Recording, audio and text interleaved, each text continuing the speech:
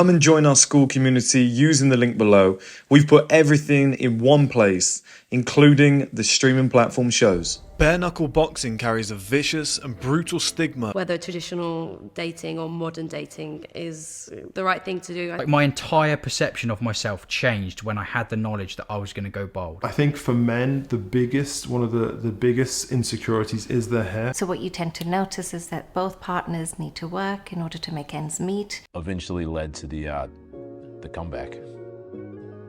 I'm going to twist again. I'm going to go to the next level. Yep. So I went a bit wild for like 2-3 years. Comes easy. You can talk to anybody, and then you have your base. You have your like kind of baseline volume. So I don't talk much lower than this now. As you just saw, one-to-one calls, live group calls twice per week. Take yourself from last man to first man and unlock more and more benefits with each passing week. It'll also be the official home of the 1M podcast moving forward.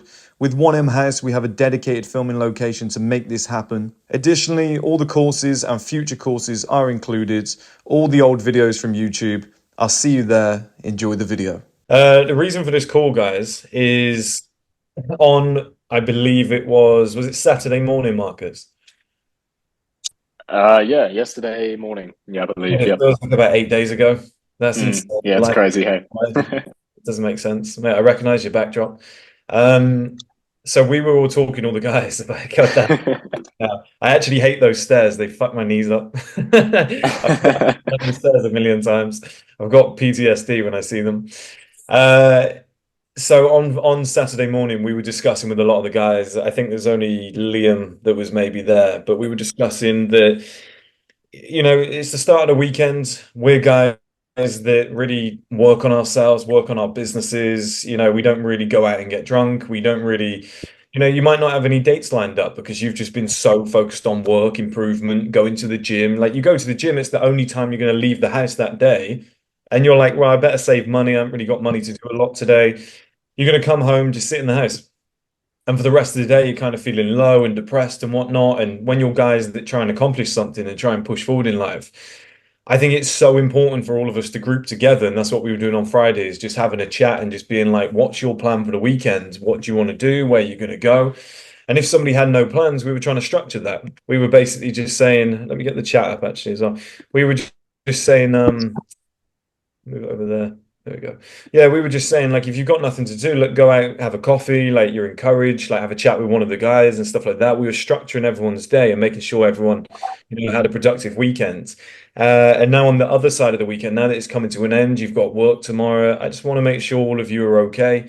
I want to make sure everybody's, you know, feeling positive, and I want to hear about your weekends. I want to know what you did, what you got up to. And, you know, this is a safe place where everyone can be completely fucking honest.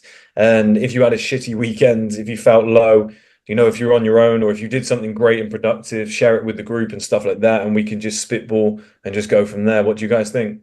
I haven't really done a great deal other than just the remote offer I'm working on. And yeah, it hasn't. The trip back from Granada took me back a bit as well, as traveling does. So yeah, I've been doing a great deal since I've got back, other than working, gym. That's about it for the time being. But I was speaking to James about it, and the next 4 or 5 months I really want to lock in. I've been learning Spanish since I've come back every day on Duolingo. So another thing I've been doing as well is just been using my Google Calendar and time blocking things and just being like, right, I see your message, James. Right, just time blocking like a good hour or two of like Spanish throughout the day and other things here and there. And just getting on top of my time management has been a massive one. And like you said, Chris, when you got back from Granada, it motivated you to do videos again. And I actually messaged you about that when we were sending voice notes. I know you've been busy, so I don't think you've seen it, but I just saw that.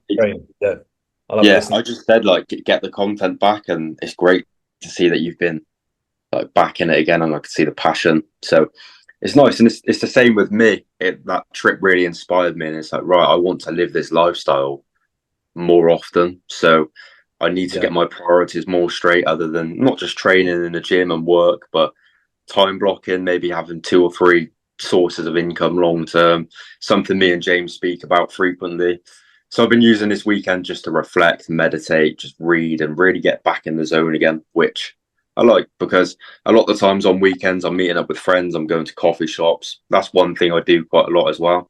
Is even if I have downtime, I just go to coffee shops. I think it's so important to get out of the house. You know, like how many people in our area, you know, in the Cheltenham area would be like, that's soft, that's gay, that's whatever. And it's just like, mate, Yeah. I was on No, the, it's true. I've got a diary in my phone and is locked. And I at different moments I just jot down how I feel and I just like express those feelings. And I always felt like YouTube was that for me as well. Like being able to get on the camera and just talk to you guys, you get a lot of shit out.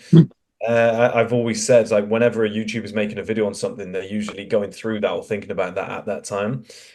And yeah, it's been massively important for me. You know, as weird as it is, just jotting those notes down. And I tell you what's great is putting a date in. So every time you make an entry, I've been putting a date in. So like, you know, what the second of the fifth and whatnot. And I look back at my last entry, and it was completely different to where I'm going now. So like the direction of the business, everything that I'm doing, like my mindset must have been in a weird place back then. I even wrote that in the diary. I was like, you must have been in a strange place. You must have been thinking entirely differently. And when you look back in hindsight, you learn so much. And it's incredible because, you know, it's an old Abraham Lincoln trick. When he was like really angry and he was pissed off about stuff, he used to write the whole letter out. Like, I hate you, you're a dick, all this stuff. I'll Obviously, chuck it in. a little bit more elegant than that. But he used to write all of that down and then put it in his drawer. And then about a week later, he'd get it out, read it again, and go, I don't feel the same way now. It's pathetic. I'm so glad I didn't send that. Screw it up, put it in the bin. And when I was going through the diary, I was like, wow, 3 months ago, you were so negative about those things that ended up going right. And yeah, it's interesting. It's interesting to see how things unfolded in such a good way, you know, and I was worried about them like a few months ago. Do you know what I mean? It was almost like pre-Granada, how's this gonna go? And I was like, half of those things I was worried about didn't even happen. And yeah, I find that insane. Pat, you've had your hand up, mate. Handsome Pat. Yeah, I can go. What's up, boys? How's it going, Chris? Oh, mate, it's good to see you. It's my first call with the group. I didn't have much time during the week, so I just saw the notification pop up now, so I thought I'll jump on for a minute. No worries, mate. But Thanks. yeah, keeping busy. So I'm working. I have my own coaching business. So I was like creating content. Doing some DMs, some work on the kind of back end structure all weekend on that. And then I also do some closing for a fitness offer. So I took about I think 8 calls this weekend. I closed around 30%. So I think it's decent, but I obviously want to bump those numbers up. So I'm doing I started a 3-day sales like coaching or like sales what do you call it, like a workshop with Bill Walsh. He's a Irish guy. He does sales. Maybe some of you guys know him, but yeah, looking forward to that. So it's going to be 3 days. I paid for like a VIP, so I get like an extra day, some like behind the scenes access too. So looking forward to taking advantage of that and kind of trying to get the closing percentages like above 50%. So yeah, apart from that, getting in the gym, doing all that basic stuff that everybody needs to do, and yeah, so looking forward to getting on these calls in the future as well, and hearing what other people are up to as well. So Nice, all the mate. best to everybody. Usually That's with cool. the call, we usually have like a theme. So we usually like dive into something, learn something, whatnot. But we just thought like around the weekends, like it's the one time when I was younger, I used to get so lonely on the weekends. It was like Monday to Friday was fine because you had work, you had people to be around and whatnot. But once you got to Saturday and Sunday, I was like, you know, I don't have a date. I looked like a fucking water buffalo. I was all puffy and fat, full of holding water retention. And I was just what am I supposed to do? Where am I supposed to go? You know, what is my plan on the weekend? I don't really have a social life because I'm working so much. Yeah, it just made it difficult. So yeah, that's why we're doing these, just to make sure people have got, you know, Saturday morning, they've got motivation, you know, we're giving them things to do. And then on a Sunday night, make sure they know that there's other guys here and whatnot, and they're not alone. Um, how do I put my hand up on iPhone? I assume you want to talk.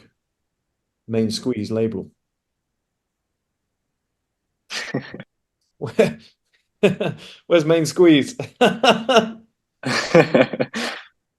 Go, just jump in. If that's you, talk. Hello, could you hear me? Yeah, I can hear you. Hey guys, how we doing? I gotta go soon, but I want to just say a quick story of what happened about 2 nights ago. And I almost slipped up. I really did. Someone who prides himself on kind of being mentally strong, almost slipped up, honestly. Um, Good thing I haven't seen her in like a day or two, so I had a time to kind of have my post nut clarity. Like, Go, bro. Thank you. I appreciate the honesty as well. It's kind of the level of honesty that I always give, where I go, into deep detail about my own stories. I love it.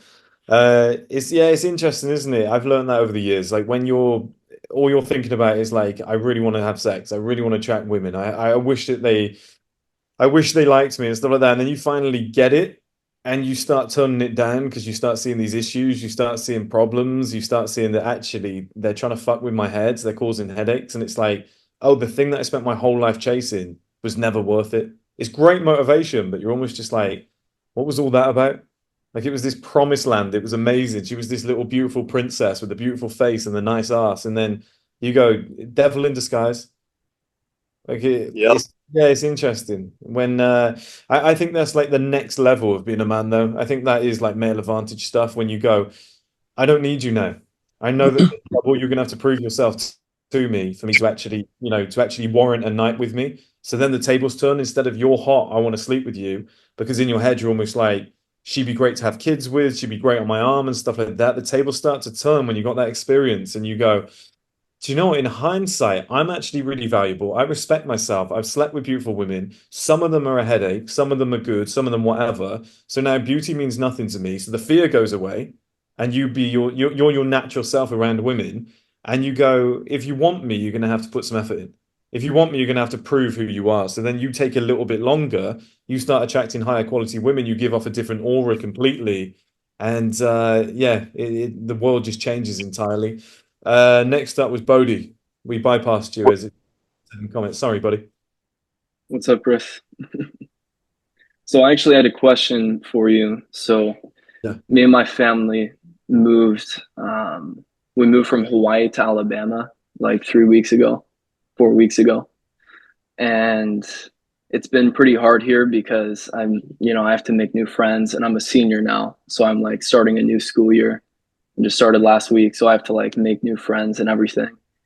And I was just wondering what you would do in my position as far as like setting stuff up, meeting new people. I've been trying to do like the marathon mindset thing because I'm just like a naturally social person, but I just had kind of a hard week because I don't know, it was just hard leaving all my friends and, kind of just starting all over again at 17. So what would you do in that position?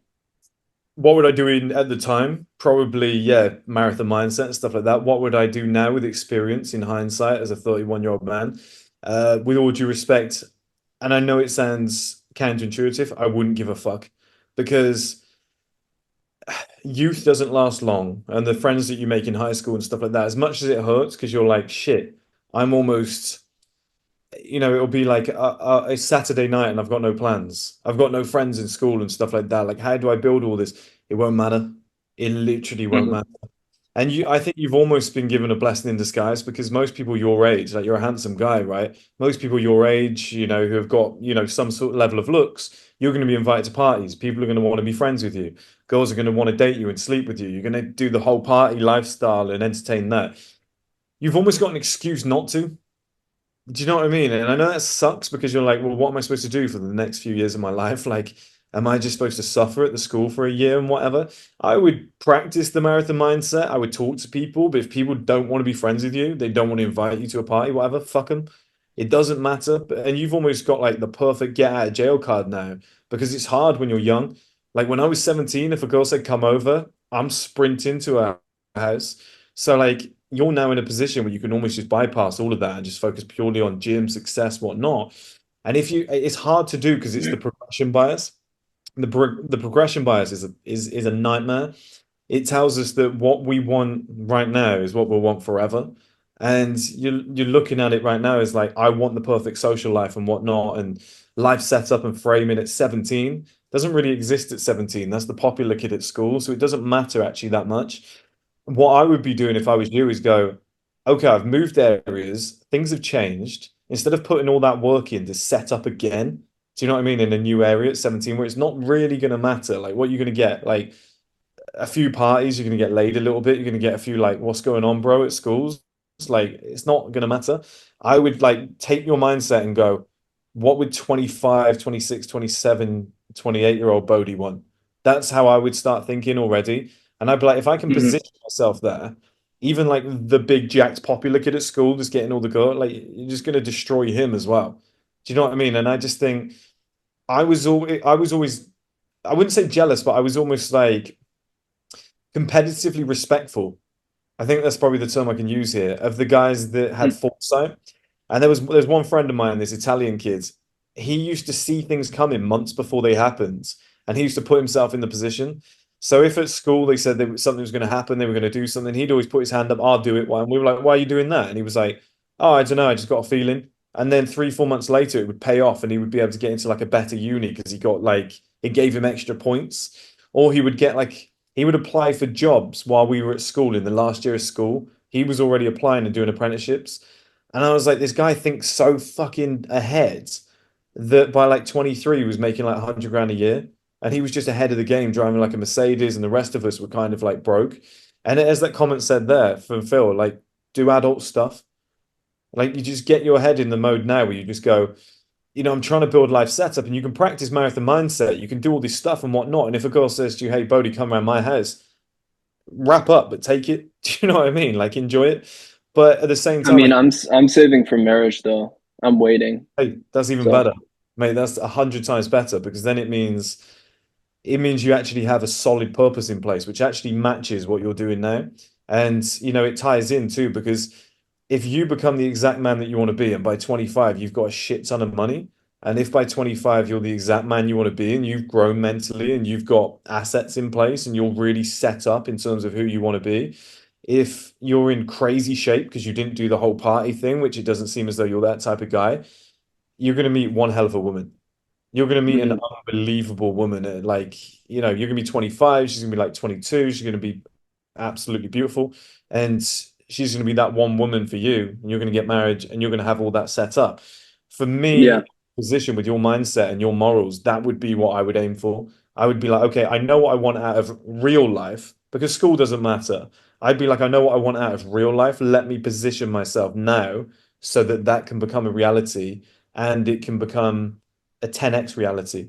So you might be able to achieve it anyway, but if you start thinking about it now and positioning yourself like what, 8 years early, just imagine what position you're going to be in. And you'll be thankful. Like 25 Yeah. year old will look back and go, I've got an amazing woman, my life set up, I've got everything I ever need. I avoided all the party lifestyle. I didn't really care what was going on in school. I knew I was above that. I mean, your social circle's us. Like if you want a social circle, you want friends and stuff like that, it's us.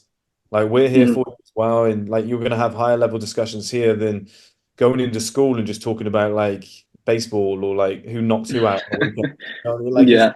right, it's just there's no real benefit to it. And I know it sucks because you go into school and you're like, well, I want some friends, I want to hang out and whatnot. Hey, do your best. Just be a decent guy, do your best, be polite to people, marathon mindset, don't be a pushover and whatnot. If people don't like you, don't gravitate to them, then it is what it is. You can't force Mhm. people. If you try and force people to like you, if you say like, you try too hard, they're going to gravitate more. They're going to repel. They're just going to be further away from you than before. So if I was you, I'd just be like, right, I know what I want out of life. I know exactly where I need to be. Because me now at 31, I'm sat in a hotel in London. I'm enjoying myself. All of my friends that I grew up with that were like the really popular kids that were at every party, or even the straight A students that used to like take the mick out of me and just call me like you'd get a C and they'd call you stupid. They're getting their lunchbox ready for tomorrow. Do you Mhm. know what I mean? And it's all because like I'm not super smart. I'm not. I'm street smart and stuff like that. But it was just because I worked in the early years when everyone else was out getting drunk. My blessing in disguise was losing my hair because I was like, Mhm. oh, I can't be the bald guy out in the clubs.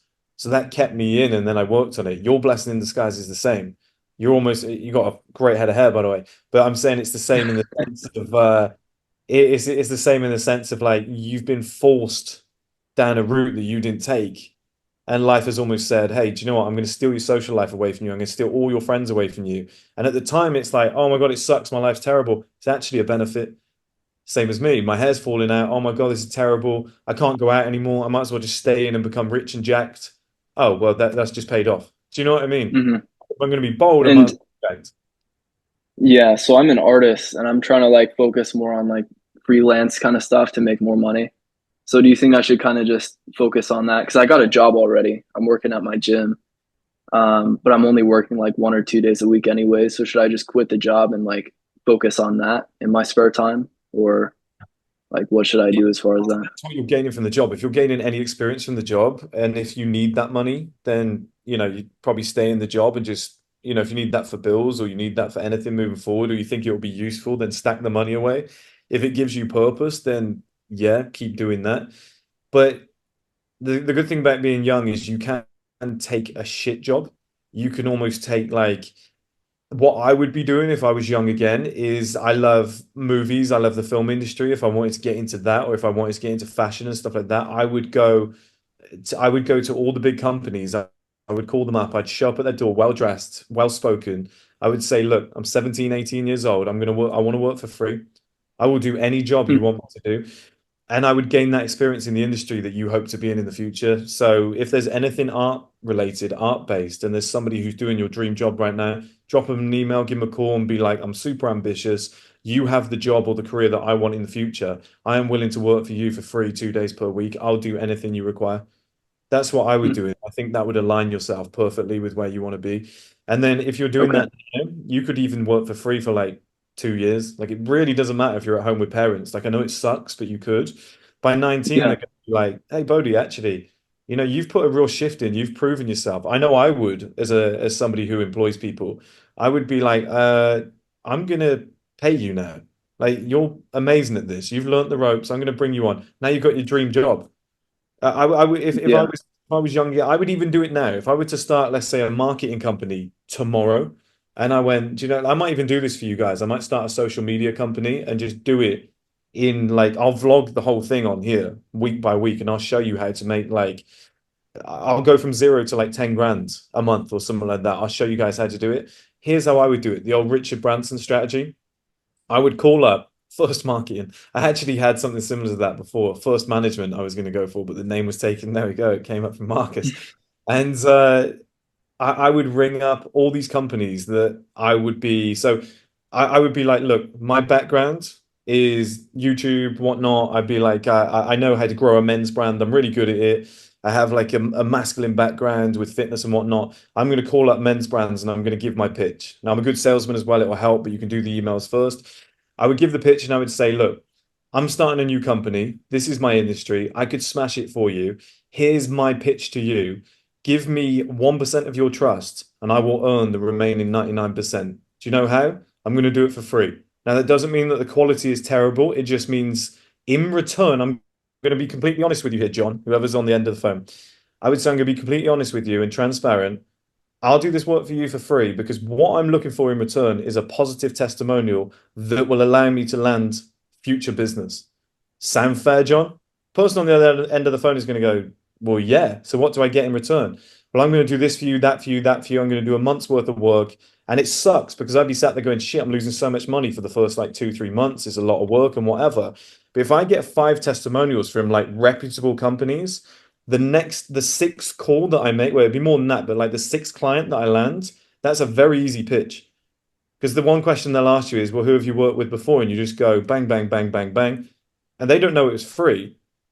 Do you know what I mean? It's the same with you in your industry. Like I would be able to build a social media company like that in a heartbeat. And I reckon I would have, I reckon I could get the following month, I reckon I could get 10 paying clients that are all paying like £1,000 or £2,000 a month quite easily off the back of that of doing the free work. You can do the same thing in the art industry.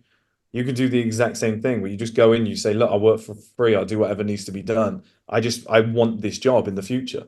Like that's my trade-off. Be like, give me 1% of your trust and I will earn the other 99 over the next few years. Hopefully there's a job Hmm. opportunity the end of it. And if there isn't a job opportunity, you say, I'll make an agreement with you. Give me the best reference imaginable so I can go and actually get a job. People would be So like, Alabama isn't actually like a place that I want to live when I'm an adult. So I'm yeah. kind of like planning on moving overseas actually. For the Hmm. last few years, I've actually been wanting to live in Spain. So, uh, do you think it's even worth it to do that while I'm here, or should I just wait until I'm 18 and I'm actually like in a place where I could see myself being for a longer period of time? See, this is why I'm so desperate to do one in house at the level that we're trying to do it at, because it's going to change the world. And I'm not just saying that to get people signed up, because I honestly, I'm really not. The whole idea of one in house, if we nail this, if we actually go down the direction that I fully intended it to go down on day one of when we first started the business, is that we've got houses all around the world and enough beds where you guys can stay 365 days per year. Because then, under those circumstances, you've got no rent, you've got no utilities, no car, whatnot. You save by signing up to one in house, you immediately save like 15, 16, 17, 18,000. That's like the average rent, average bills, utilities, car, whatever. So you would have that money available. You'd be able to chase your opportunities. So I might be able to help you out there. Um, on a side note, like 17 moving away, that is a tough pitch. That is a tough gig. If you went over to Yeah. Spain, I don't know if you're fluent, I don't know if there's a language barrier or whatever, but you are in an unfamiliar scenario where it might take a year to suss the area out. I would even be Mm, inclined to take some trips over there. I don't know whether you want to go Madrid, Barcelona, Valencia, wherever you want to go, but I think it would be worth taking a few trips and learning it first and really getting to grips with more the culture, where you'd want to live, the price, like how much money would you need to sustain that? If you could figure out a way to sustain that financially and you were comfortable with the area and you were comfortable with what I call an escape plan. So when I went to Toronto, I needed an escape plan. I was like, I am literally thousands of miles away from my family or any help.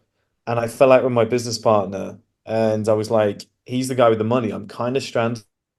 Luckily, I used what I have, my sales skills, and I landed this girl and I stayed with her. So that was the mm, only way I was able to like get through it in the early days is I was able to stay with her. Otherwise, I was stranded. So then I built my money back up and I was able to afford a flight. I could have been homeless in a place that goes down to like -30. Right? That would have been a nightmare. So in hindsight for you, I would make sure, especially as a 17-year-old, and I don't mean this offensively, but it would be boy. Do you know what I mean? That's a mm. very horrible scenario. Just make sure don't, your ambition might be here, but just make sure that your sensibility is at the same level. Because I've done that in the past where I'm like, I'm going to chase my dream, nothing matters, I'll get through it, I'll conquer it, whatever. You need those like fail safes in place. You need that safety net. If everything goes wrong, where can I fall back to? Have I always got enough money? Like maybe open a separate bank account with the exact amount of money, a little bit more for a return flight home. So I don't, if a return flight home is 1,500, you could even say to your parents, I'll never touch that money, just leave it in a bank account for me. If I'm ever in deep shit, that's my escape plan. I can get back no matter Yeah. what. Then you're kind of able to just fucking balls to the wall and go for it. You're able to just roll the dice and take some risks because you're like, I've got a backup plan. I've got a kill switch on my life, worst case scenario. Do you know what I mean? So that's how I would play it. Would I Hmm. go somewhere like Spain if that's the place to be? Personally, yeah, I probably would. Like as ambitious as I am, that's what I would do. I'd roll the dice and I'd go, you got to chase your dreams. And worst case scenario, you come back in a year, you're more fluent in Spanish, you're more cultured, you've broadened your mind and you're a better man because of it. And you go back again in 4 years after saving up more money and you have another go. Do you know what I Yeah. mean? You're so young, you can take like 4, 5, 6 punts at this and still be 25. Like that's Mm. how crazy it is. Thanks, Chris. Appreciate that. Wait, Uh, buddy, can I give you just a tiny advice because I just came back from Australia and I Yeah, lost for my sure. hair. I lost my hair running the business from Australia because I'm Italian and Hmm. like I had the expenses were high and stuff and I was just starting. So in a stressful environment like this where I have to pay stuff and uh, being on the other side of the world is a really Mm. nice experience, but yeah, just beware that can be very stressful. Yeah. Thank you. we're with my Yeah, family. Thank you. only this. Like even like I didn't realize how important family were. Like when I was in Toronto, I enjoyed it. when I was in London away from my family. I didn't come back too often. But being in Granada, because that's the first time I've been away since my dad's died, and being in Granada it sucked.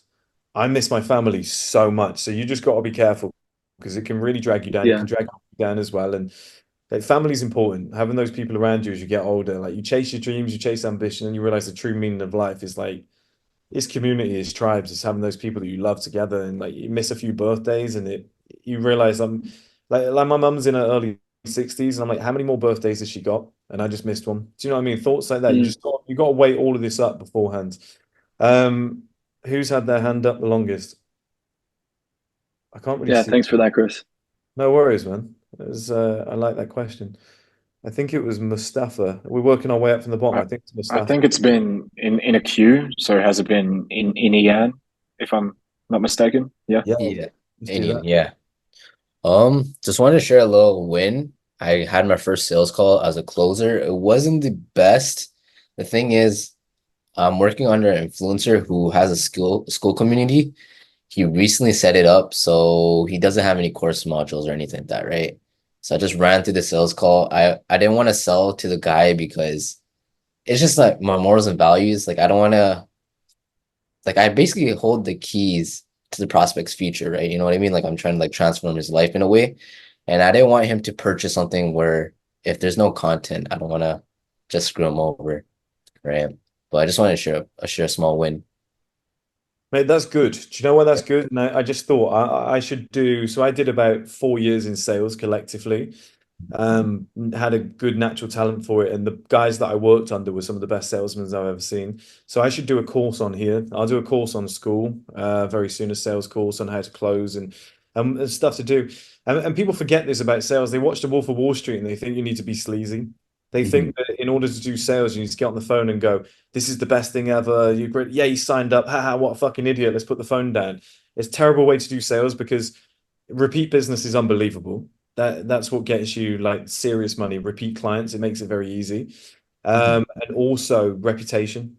Like you could put, I remember Gary Vee saying there was one guy he didn't work with, and he actually sent him a gift. It was like a helmet from the Jets or something like that. It was like he bought a helmet, sent it to this guy, or a jersey, I think it was. And he said 5 years later, he was working with this client, and this client was just like, do you know what, Gary? I'm going to sign up with you. Reason being, this guy was super rich. He was like, because about 5 years ago, you sent my brother a Jets jersey. Like, you don't know when this is going to come back full circle, when it's going to benefit you. But also, I think being honest is sales. And Mhm. if you don't think is right for somebody and you say, do you know what? Actually, truth be told, I don't think you're the right fit. I think that goes a long way. And the first time it ever clicked for me in sales, I was okay at it. I was doing well, and then one day it just clicked. I was on the phone, and this person said it was cold calling. They said, "Why did you call me?" And I went, "Yeah, do you know?" I was like, "Well, I'm gonna stop lying." I was like, "I'm gonna stop doing this shit." I was like, "Why am I doing the sleazy stuff?" And I went, "Do you know what? To be honest, I was like, I've got a list, and I was like, they've just told me to run through it." I was like, so I'm calling you because it's my job. I was like, and look, I get it. I was like, I'm a stranger. You don't know me. I've called you out the blue. I actually understand why you're annoyed. I was like, I would apologize, but what I'm offering you is actually unbelievable. And she goes, do you know what? Let's hear it. She wouldn't have given me a chance if I wasn't being a human. And I had it the other day with my bank, and I said to them, I was like, I'm going to London like twice. I need to be able to use my card. I don't want to use the business account and whatever, because then it's just complicated. The woman on the phone is going, yeah, I understand, sir, and I was like, no, but I don't feel like you understand. I was like, if you understood, you'd be, if she said to me, yeah, do you know what? This is unacceptable. We can't have this. Like, let me see what I can do. Otherwise, you're going to be stranded. You're going to be, you won't have any way to get home. You won't have a hotel. I'd go, oh my God, thank you so much. You get it. You understand my problem. That's what a lot of sales is.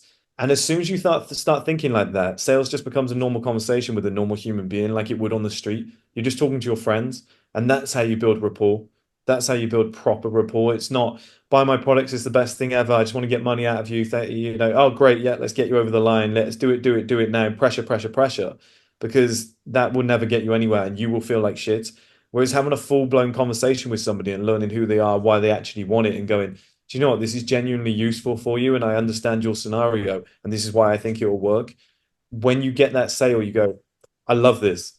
I love this. This is brilliant. So yeah, that's what I would do in that scenario. I would never worry about being honest and having a moral compass, because I think that will take you a lot further than just getting, 10 quick sales this month and then none for the rest of your life. Do you know what I mean? I think it's a long-term game, reputation of the brand, etc. I think that's a commendable quality. Who's next up? I do have one more question, if you don't mind. Yeah, go ahead. Yeah. So in terms of like high ticket sales, like I'm in it right now. I wanted to ask, like, how would you network if you were in a position where you wanted to get another offer in that space? We'll go to Evan next after this. What space are you in? What industry? So, pardon me? What industry? I'm currently in, Okay. yeah. So the thing is with anything high ticket, and I hope this answers your question, because I haven't come across this before, but anything high ticket, if people are going to spend a serious amount of money, the quality needs to be up there.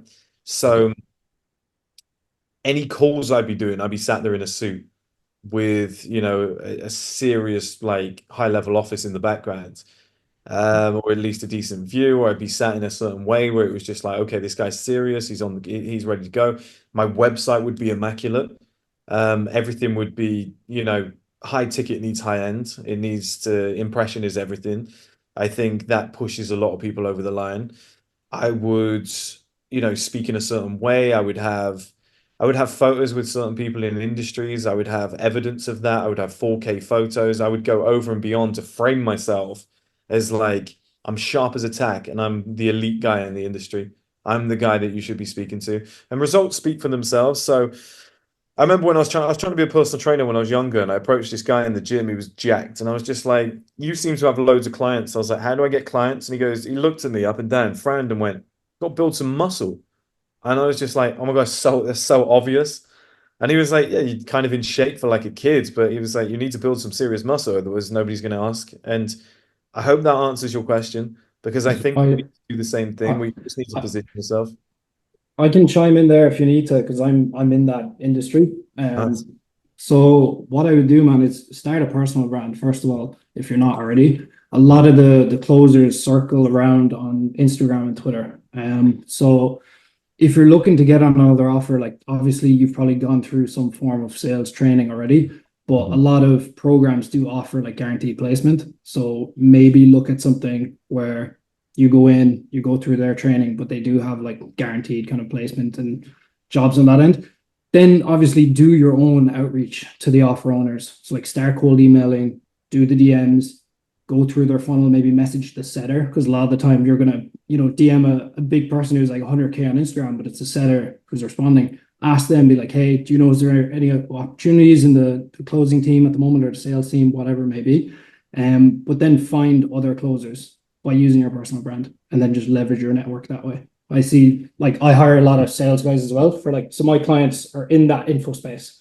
I do like the hiring for the sales reps, kind of like the back end, the automation stuff. So that's how I see a lot of the guys kind of come in and get their edge then into the actual offer. Appreciate it. Yeah, no That's worries. really cool. I love that. What industry are you in? Me. Yeah. Yeah, so all like online coaching education. So I started out doing analytics for people and automation, and then realized I could actually take a percentage of their company by kind of just running the back end operations. So all the hiring, firing systems, SOPs, data analytics, finance, accounting, that sort of stuff. That's really cool. I love that. Nice. No, I appreciate that. That's definitely contribute more in the future, man. That was a great answer. Yeah. If we ever do, I think we should do a high ticket course. I'll reach out as well. So, I'll obviously pay you for it and whatnot, but I think if you added to it and showed your experience and whatever, I think it would really help the guys. Yeah, absolutely. Who was next? We did say, was it Evan? Hello. What's going on, buddy? You good? Yeah, good, thanks. I joined as soon as I found out this is a community because I'll be honest, I'm a big fan of the legacy content, and I've just been binge watching that whilst taking action. But I just find that I think it's the reason why I sort of resonate with the older content. It's not just because I'm one of those people who say, "Oh, I like the old First Man," but I think it's because I'm more at that stage in, in the I guess the male advantage and just working hard on business. And I try to sort of like follow your content along and see at what point in your business you are, because I've made sales before in the business, like helping people like fix their routine or anything related to self improvement, but I've never made like a high ticket sale. And what I find is working with people for free or for low ticket, I don't feel like the people are committed to working, and obviously I'm not going to get great testimonials.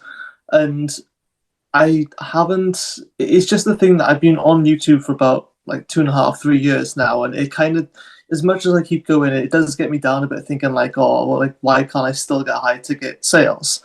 And I genuinely believe that the product's worth it and everything, but I didn't know. I don't know if you had went through a period of your career or business journey where you just felt like nothing was going to work. And Right. But here's the thing, like that's not your fault, right? It's relatively true because like I said to you guys before, like losing my hair. Oh no, it's a plus point when I go into negotiations, when I go into business meetings and stuff, and you've built up some muscle and you've got a few grey hairs in the beards and you've got a bald head. They're like, oh, here's a guy who's established, who's actually going to come in here and he's going to do a great job for us. I've told you guys many times before that you will just naturally earn more money as you get older because people trust you. And where's the money? Like if you're 22 years old, I would find it hard. I got to be honest completely. I would find it hard as a 31-year-old man to take life coaching from a 22-year-old, right? And I hope that helps rather than like tears the business down. So you're dealing with a small pool of people who are roughly around your age. Maybe they'll go up to like 25 and below, but I imagine it's going to be to people 22, 21, it 20, is targeted like to young men mainly, yeah. young men, right? Which is natural. Young men don't have money. You're going after high ticket, and they might, you can ask them for the money and they want to pay it and stuff like that. But you're talking to guys that maybe been through an addiction and they're 21. They're not going to be caked. They're not going to have like 200 grand in the bank. So they'll almost feed you along. They'll always talk to you for a little while, but then they'll be like, yeah, I can't really afford it. But what will happen is, it's the old Gary V thing with 21-year-old life coach, that sort of thing, right? What will happen is as you go through life, and it happened to me, I wanted to open this like I asked the council for funding when I was like 21, and I said I want to open this like center for like disabled people so that they can still train and do fitness and whatever. Give me a grant, uh, I'll get it all built and whatnot, and I'll train people from that thing. I thought it was the best idea ever. And the woman said to me, "You're like 20, like why would I give you money?" She was like, "That's insane." She was like, "You're 21 years old." She was like, "But like you're not." The term she used is you're not well-rounded enough. She was like, come back in like 5, 10 years when you're well rounded. And she was like, we can have a chat. Now, if I went back today and gave the same pitch, I guarantee I would get that money. I guarantee I would set that up because you're sitting across it. Like, I look at back at my old YouTube videos and my voice is about 3 times higher. And it's just like, you can't take certain people seriously until they get some points on the board. And some of those points on the board is as simple as just being older. Like I could see a guy come into an office who is 5'2", bold, squeaky voice, out of shape and whatnot, but he's 52 years old and he's worth like 3 million. And I'd be like, right, I'm going to take advice off this guy. Do you know what I mean? I would sit down with him because he's got the experience. Someone's got to leave. I'll catch you later, man. Appreciate you being on here. Thank you so much. We'll do them again soon. Um, yeah, and I'd be like, I've got to take advice from this guy because he's just established and whatnot. Like that wouldn't matter. It's more the age thing. People will take that into consideration.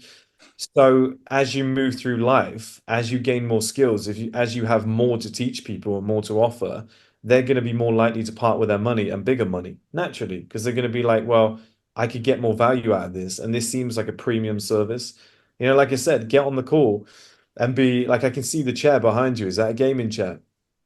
It's a very old gaming chair, yes. Right, which is fair enough. You know what you're going to do? Go and buy another chair. Like you got what you have and you use what you have while you're young.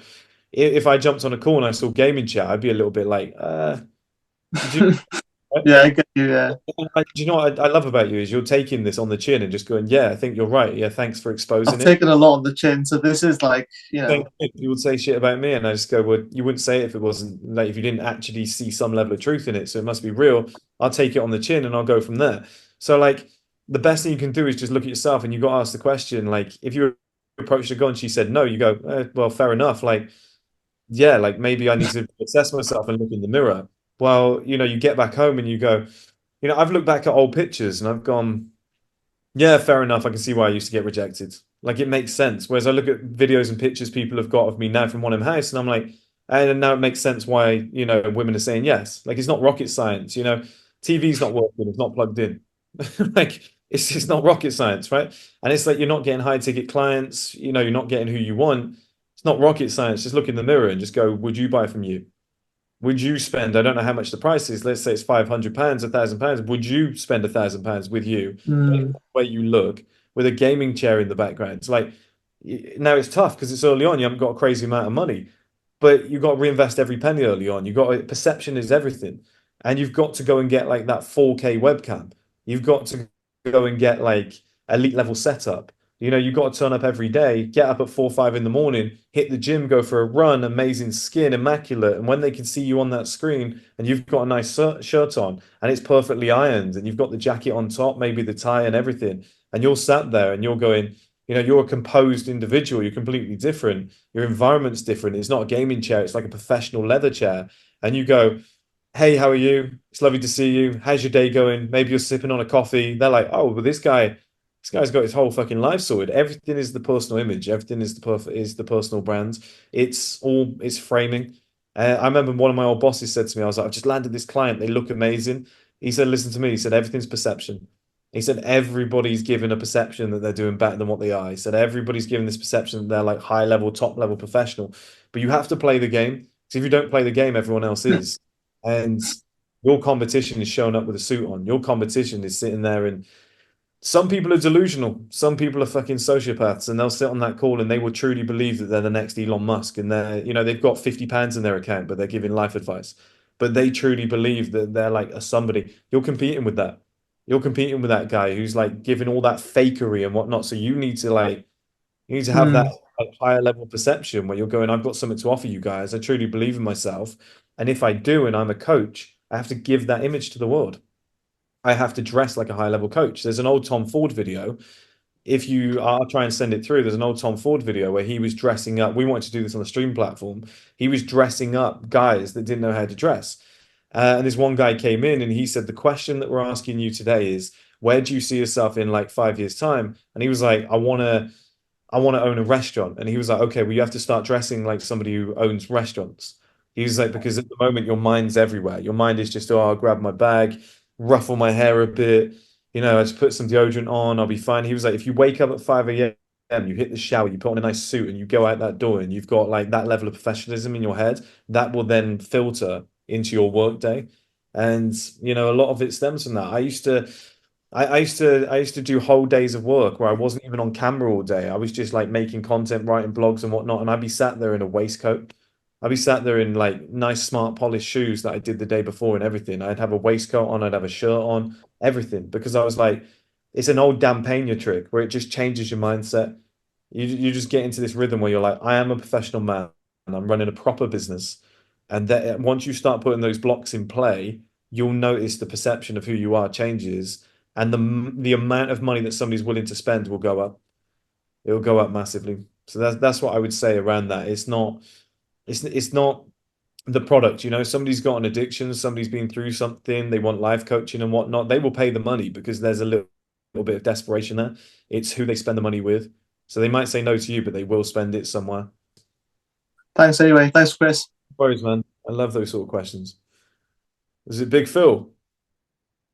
See you, Giovanni. What's going on? It's the Glazer. I know. Yeah, currently under the weather, but I'm recovering. I know. Yeah, I got ill. I don't know what it was. The goat. It is the goat. I go back to the States and I get ill. So I'm currently just resting and I'm on this call with you guys.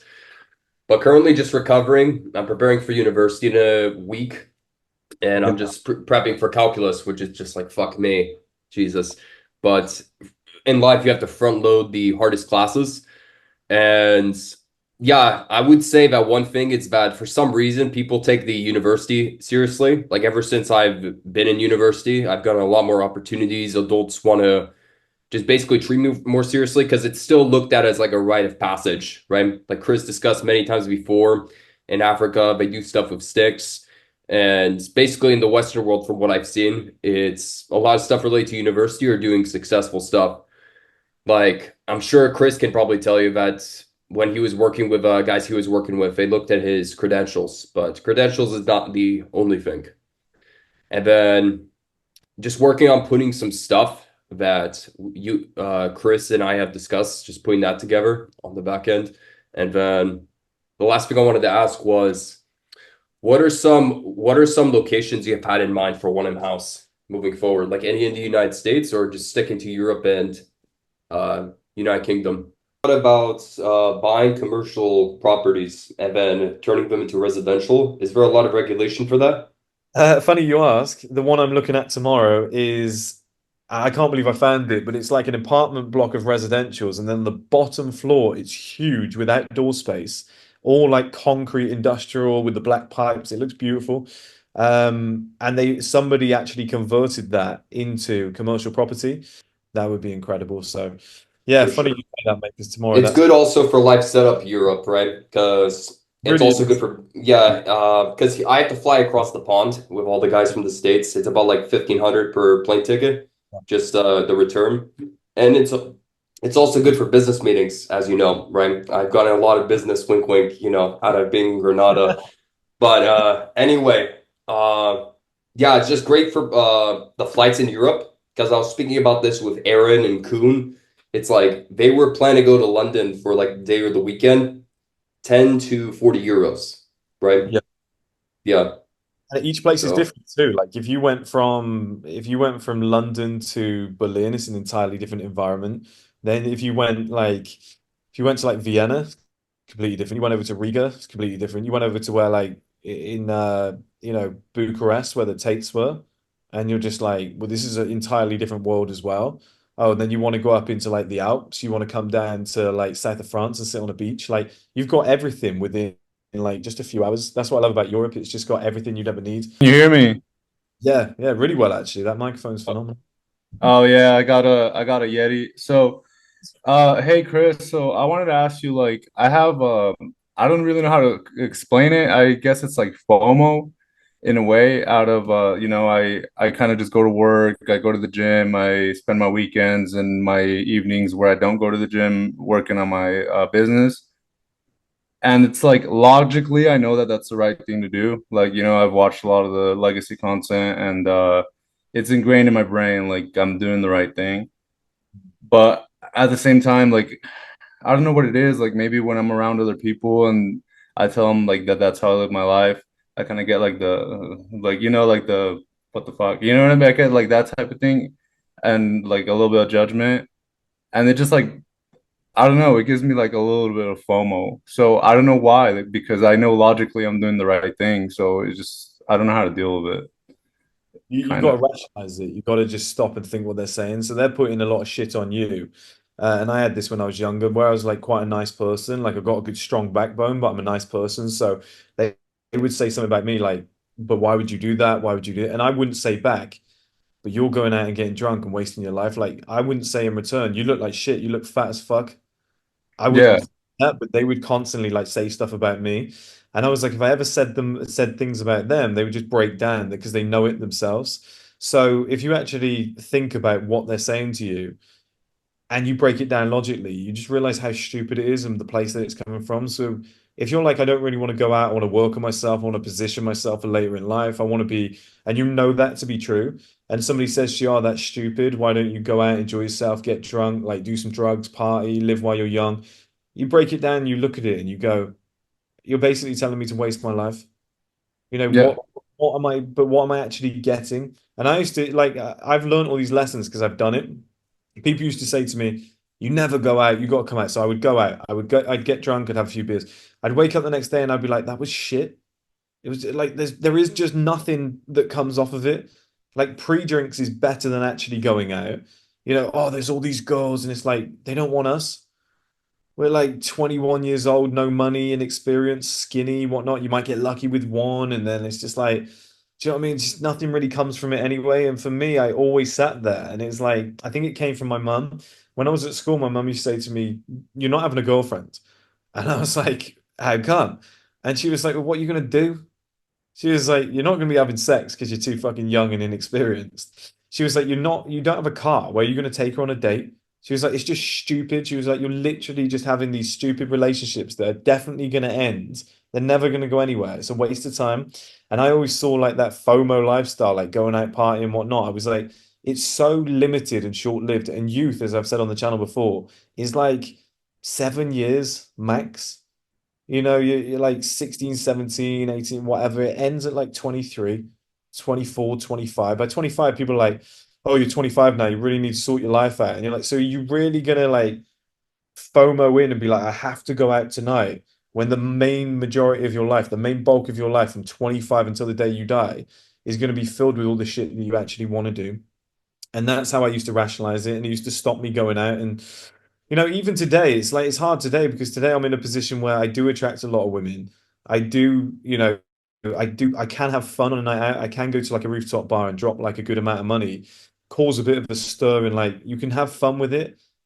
But still to today, I'm just like, but I'd rather take like a high quality woman for a meal.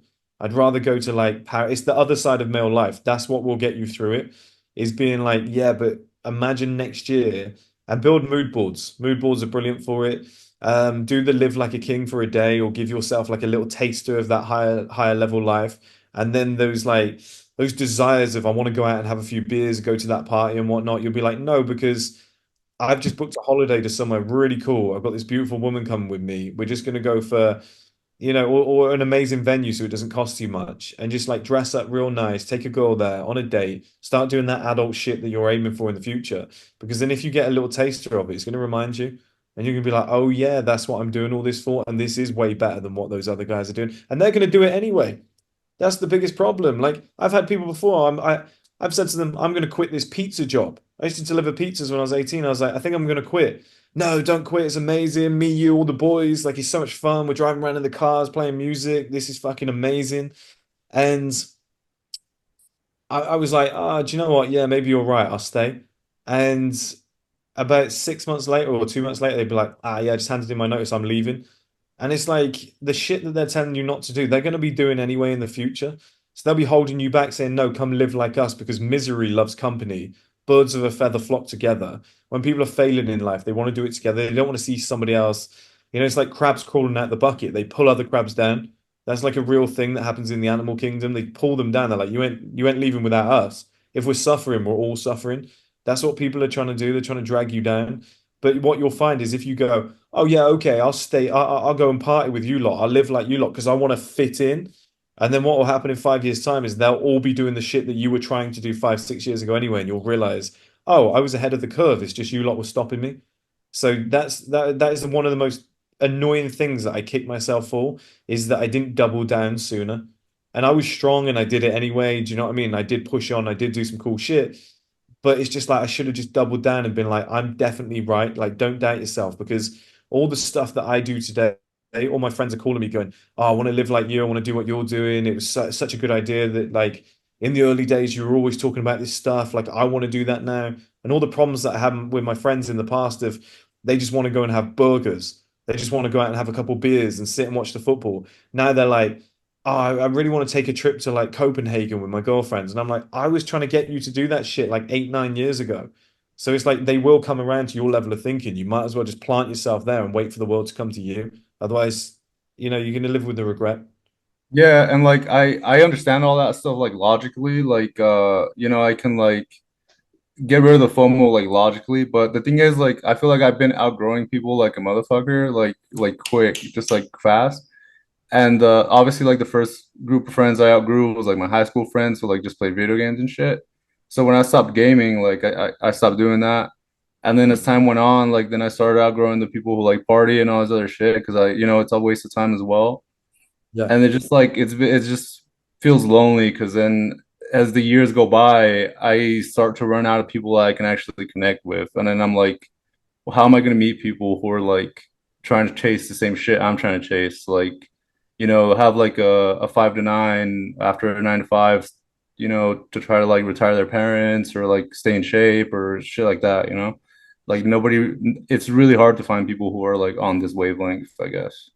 No, 100% it is. We actually spoke about this on one of the previous calls. I was saying to the guys, like, when you're on your grind and you go for it, you alienate yourself from everybody and it gets really lonely.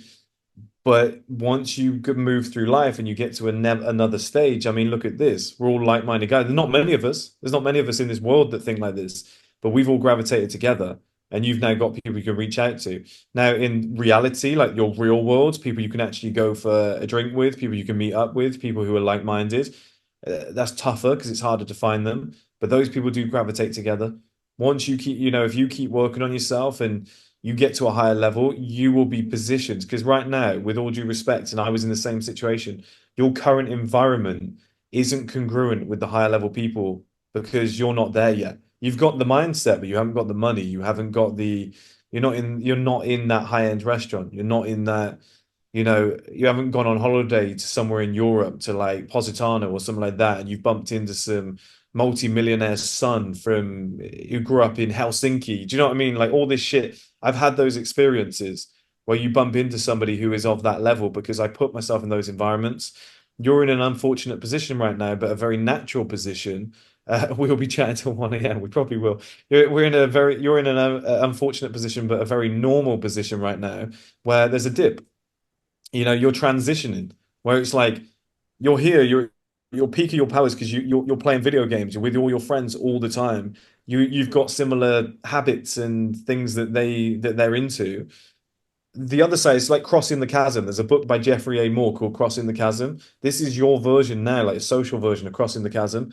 That's playing video games with friends. That's the elite level life. There's naturally going to be that because it's like in between. You're not at that level where you can actually meet those people where they respect you and they want to network with you and they see you as an equal. But up here, you've alienated these people too. So it's like, what is the middle ground? The middle ground is us. The middle ground is finding a group like this to keep you sane until that transition fully takes place.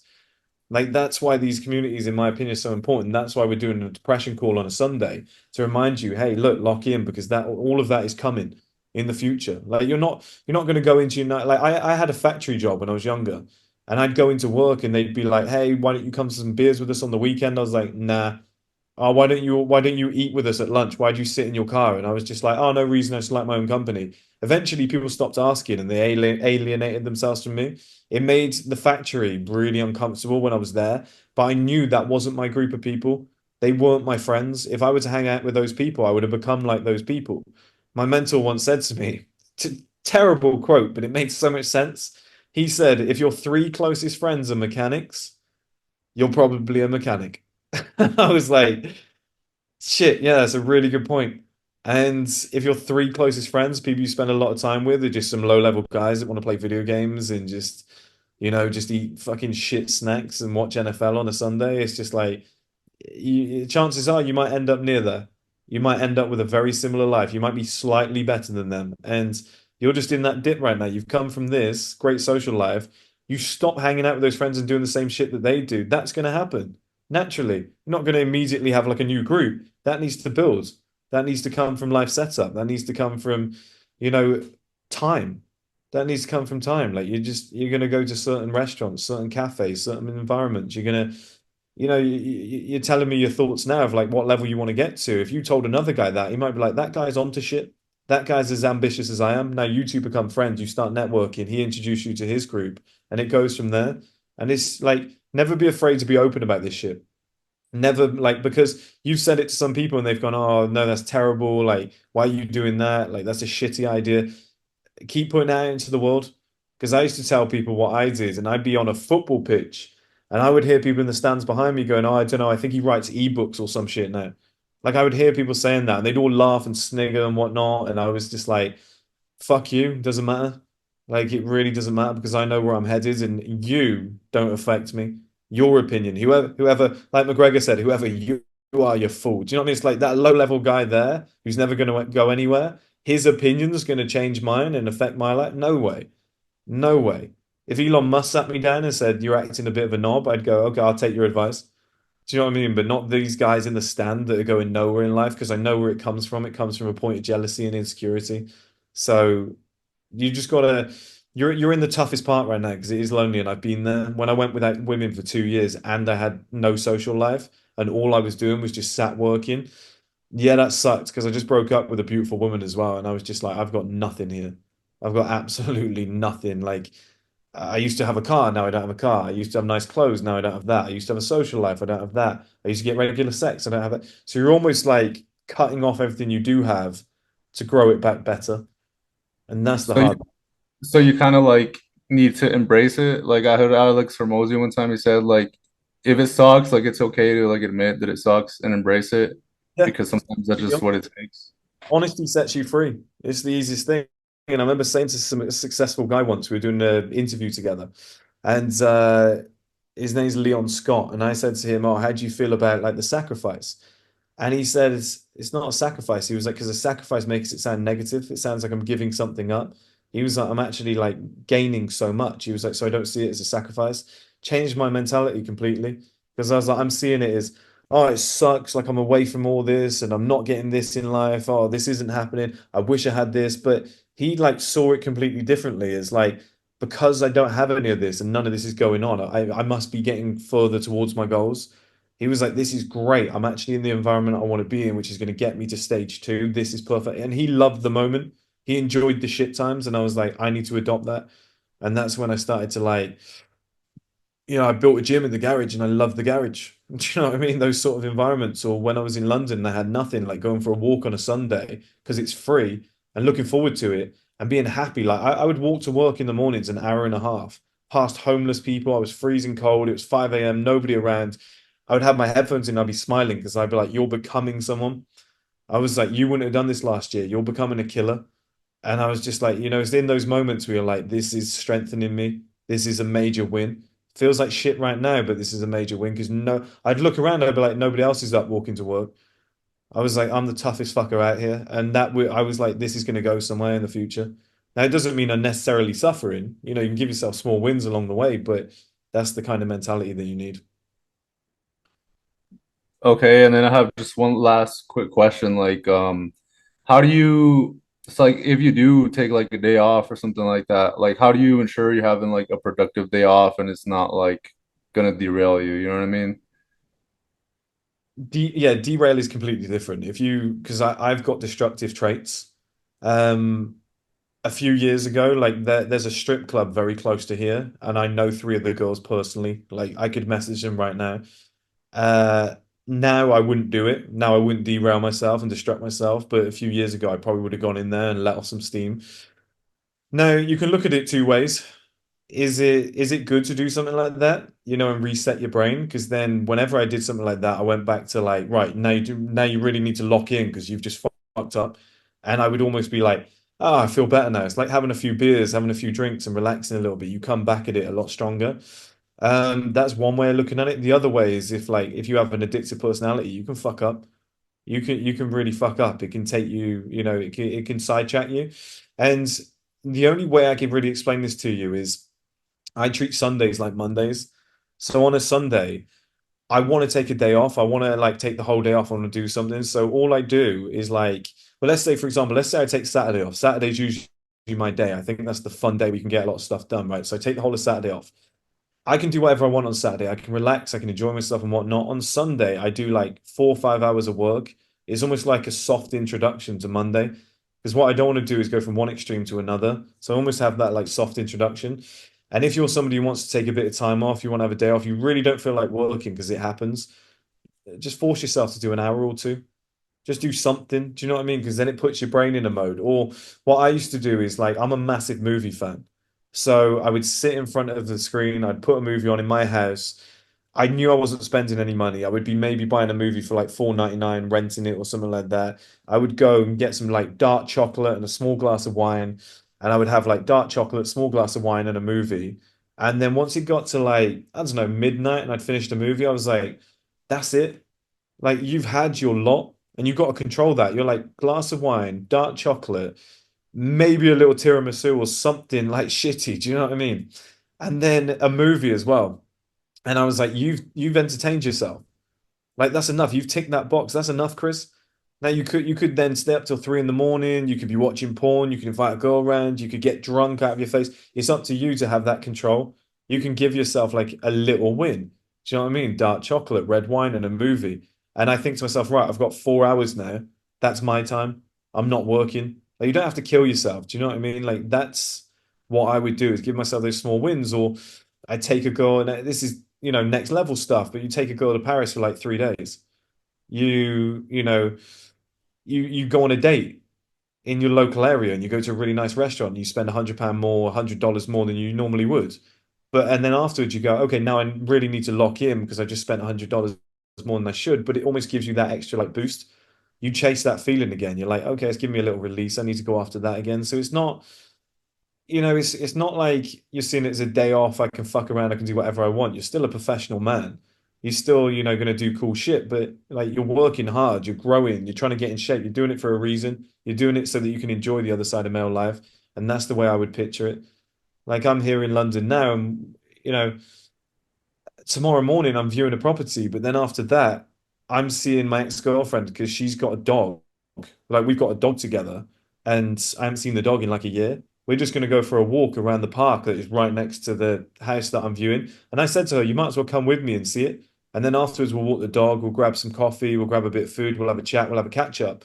Then I'll come home and I'll lock in and I'll work again. It's just finding a little bit of balance here and there where you can. And once a week, something like that, once every 2 weeks, you can find something to do. You can sprinkle it in. Just keeps you sane.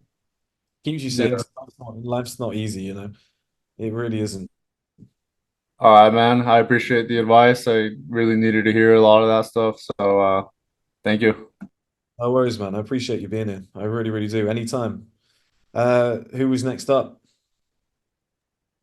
Hi, guys. Jamie. Yes, Jamie. What's going on, Hi. mate?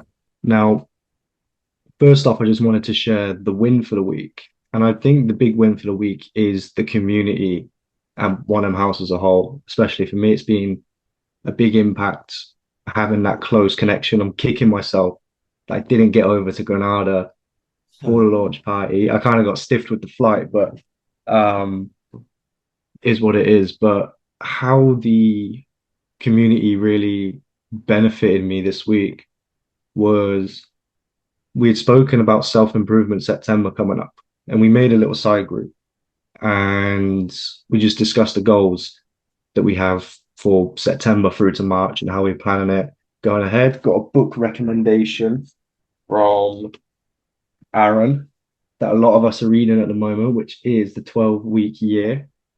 And I'm really enjoying it. It's really opened my mind up to achieving things that you thought were achievable on a 1 year scale, and just bringing that down to how you can achieve it in a 12-week scale, which is massive for me. And we had this little side group chat going on, and we were talking about how are we going to centralize this thing that we've got going on. And then Marcus gone through and was like, oh, well, we're starting up a school. So we got on the school program, and the calls have just been amazing, keeping us accountable. Just being able to speak to somebody, because it can be a lonely path, I think. And as we leave summer and we go into the winter, it's gonna get more lonelier in person. So it's been a very big benefit to us. And also I do hope that we get a meet up in September, because I'm kicking myself I didn't get to meet you guys in Granada.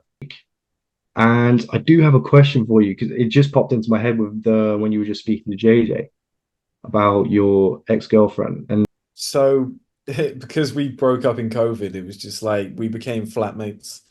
So when I first met her, I thought she was the sexiest woman alive. Like you're sleeping together 3, 4 times a day. In COVID, it was very much just like we're housemates. We both looked like shit. We got chubby. And I was like, I need to go and do my own thing. And at this point that I'm going to make now, even stems into today. I said to her, I need to go and sort my life out. You're young and beautiful. I'm wasting your life. And it came from a place of no ego. where by saying that, I then know that she's probably going to get her back broken by some other guy in the next like 4 months. Do you know what I mean? And when I say that to you guys, it's very much like, wait, what? Like everything from red and black pill communities and whatnot have taught us like what the hell, your woman shouldn't stray and whatnot. You gotta just drop the ego and just be very like, that's gonna happen. We'll be walking around and I'll be keeping it as just like friends and whatnot. I'll be asking like, genuinely like a friend, like, how's her life going? What's she been up to? Just having normal chats. I know like she's probably sleeping with some other guy right now. Do you know what I mean? She doesn't need to tell me. I don't need to ask. Like, don't be that guy that's like, so you've seen anybody? Don't do any of that. Just very much just like, it's your life. She can do whatever she wants to do. She's not mine. She never was mine. Even when we were together, I don't own her. My mum always used to say this about us kids. She was like, you're my kids, but I don't own you. You're allowed to do whatever you want in life.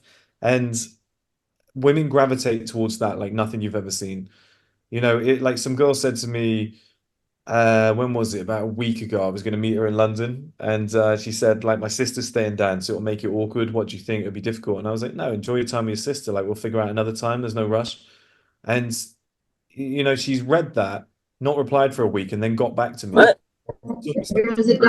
In trouble.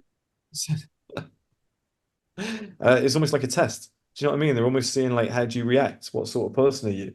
Is he actually faking this? Does he really care? Is he going to follow it up? And I just give I mean, we could have 2 months where we don't speak and then we just touch base. And it's just, women love that. Women love to be able to just go and come back, go and come back. Um, and never insinuate anything. Just keep it really platonic. And I'm really respectful. Like, if I call her and she's like, "Oh, sorry, I'm with so and so," I'm just like, "Yeah, cool, no worries. Like, have a good time."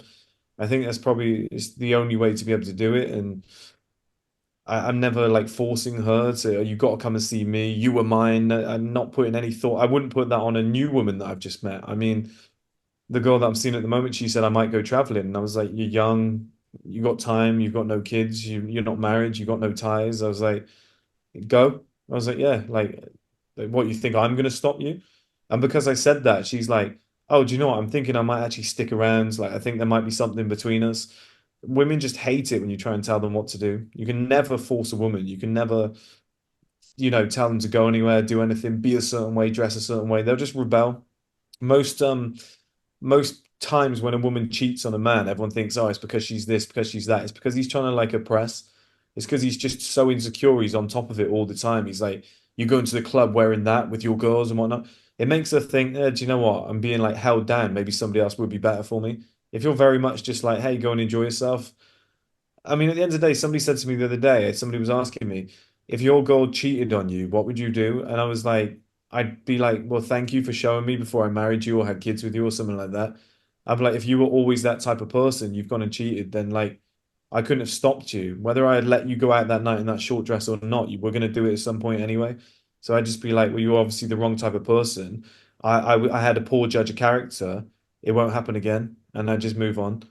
And I think when you have that mentality, like that egoless mentality, I think you can get so much done in life. Like, nothing's personal, nothing's a personal attack. If I approach a woman and she goes, "No, I'm not interested," I'd just be like, fine, maybe she's having a bad day, maybe I'm not a type. Do you know what I mean? Like, stuff, nothing's like that ever has really bothered me.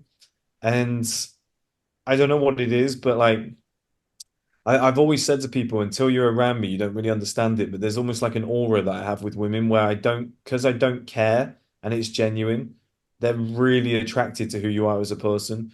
And you'll find that in your own life when you're speaking to women in that way, where you go, yeah, do you know what? It's none of my business.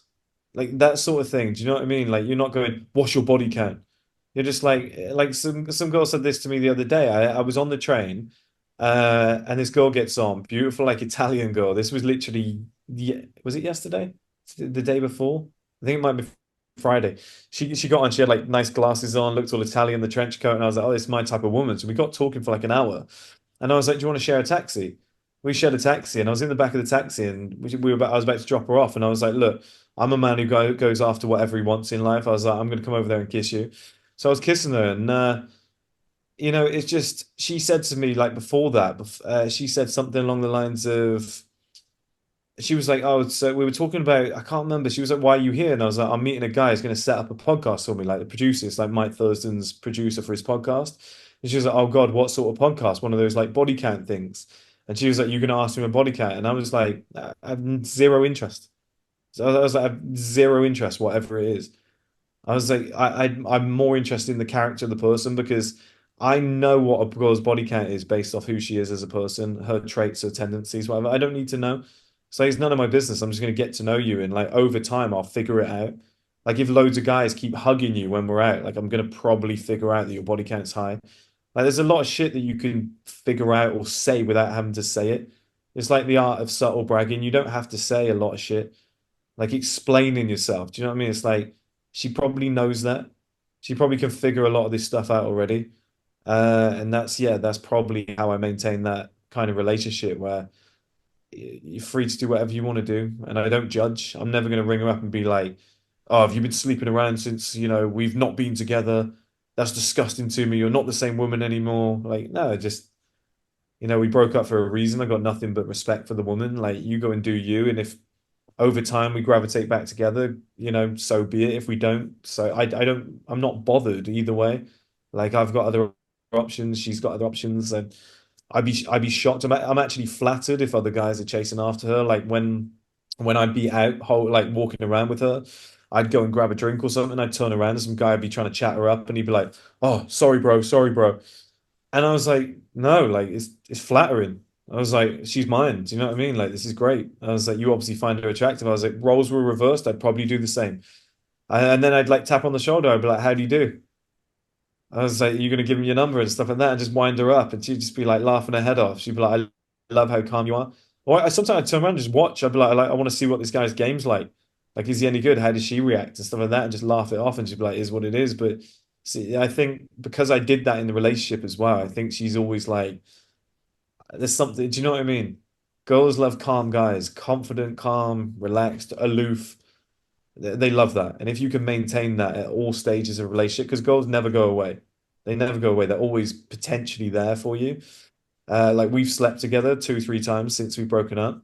It's always there. Do you know what I mean? It's always available. It just depends on the circumstance. But yeah, that's what I would do. I just very relaxed. Like never be like, who have you slept with? I heard you were dating that guy. It's none of your business. Like you don't own her. She's not yours. She's making those decisions. Now, internally, it can be your business. If she's gone to sleep with a very low level guy, somebody that you consider nowhere near your level, that you don't like, you can just distance yourself from that woman. Like that's plausible. But you just can't stress with women. You just can't put too much pressure on it. Do you know what I mean? It messes with your heads and you start thinking this woman's mine. You get too serious up here for like, yeah, you can't do that because they just run off and it doesn't help you. It fucks up your head and they run off. So that's what I would do. Yeah, we had a conversation. It was the first time today spending time together after like two and a half. We just had a coffee and just went to uh the park near the university in the city that I'm in.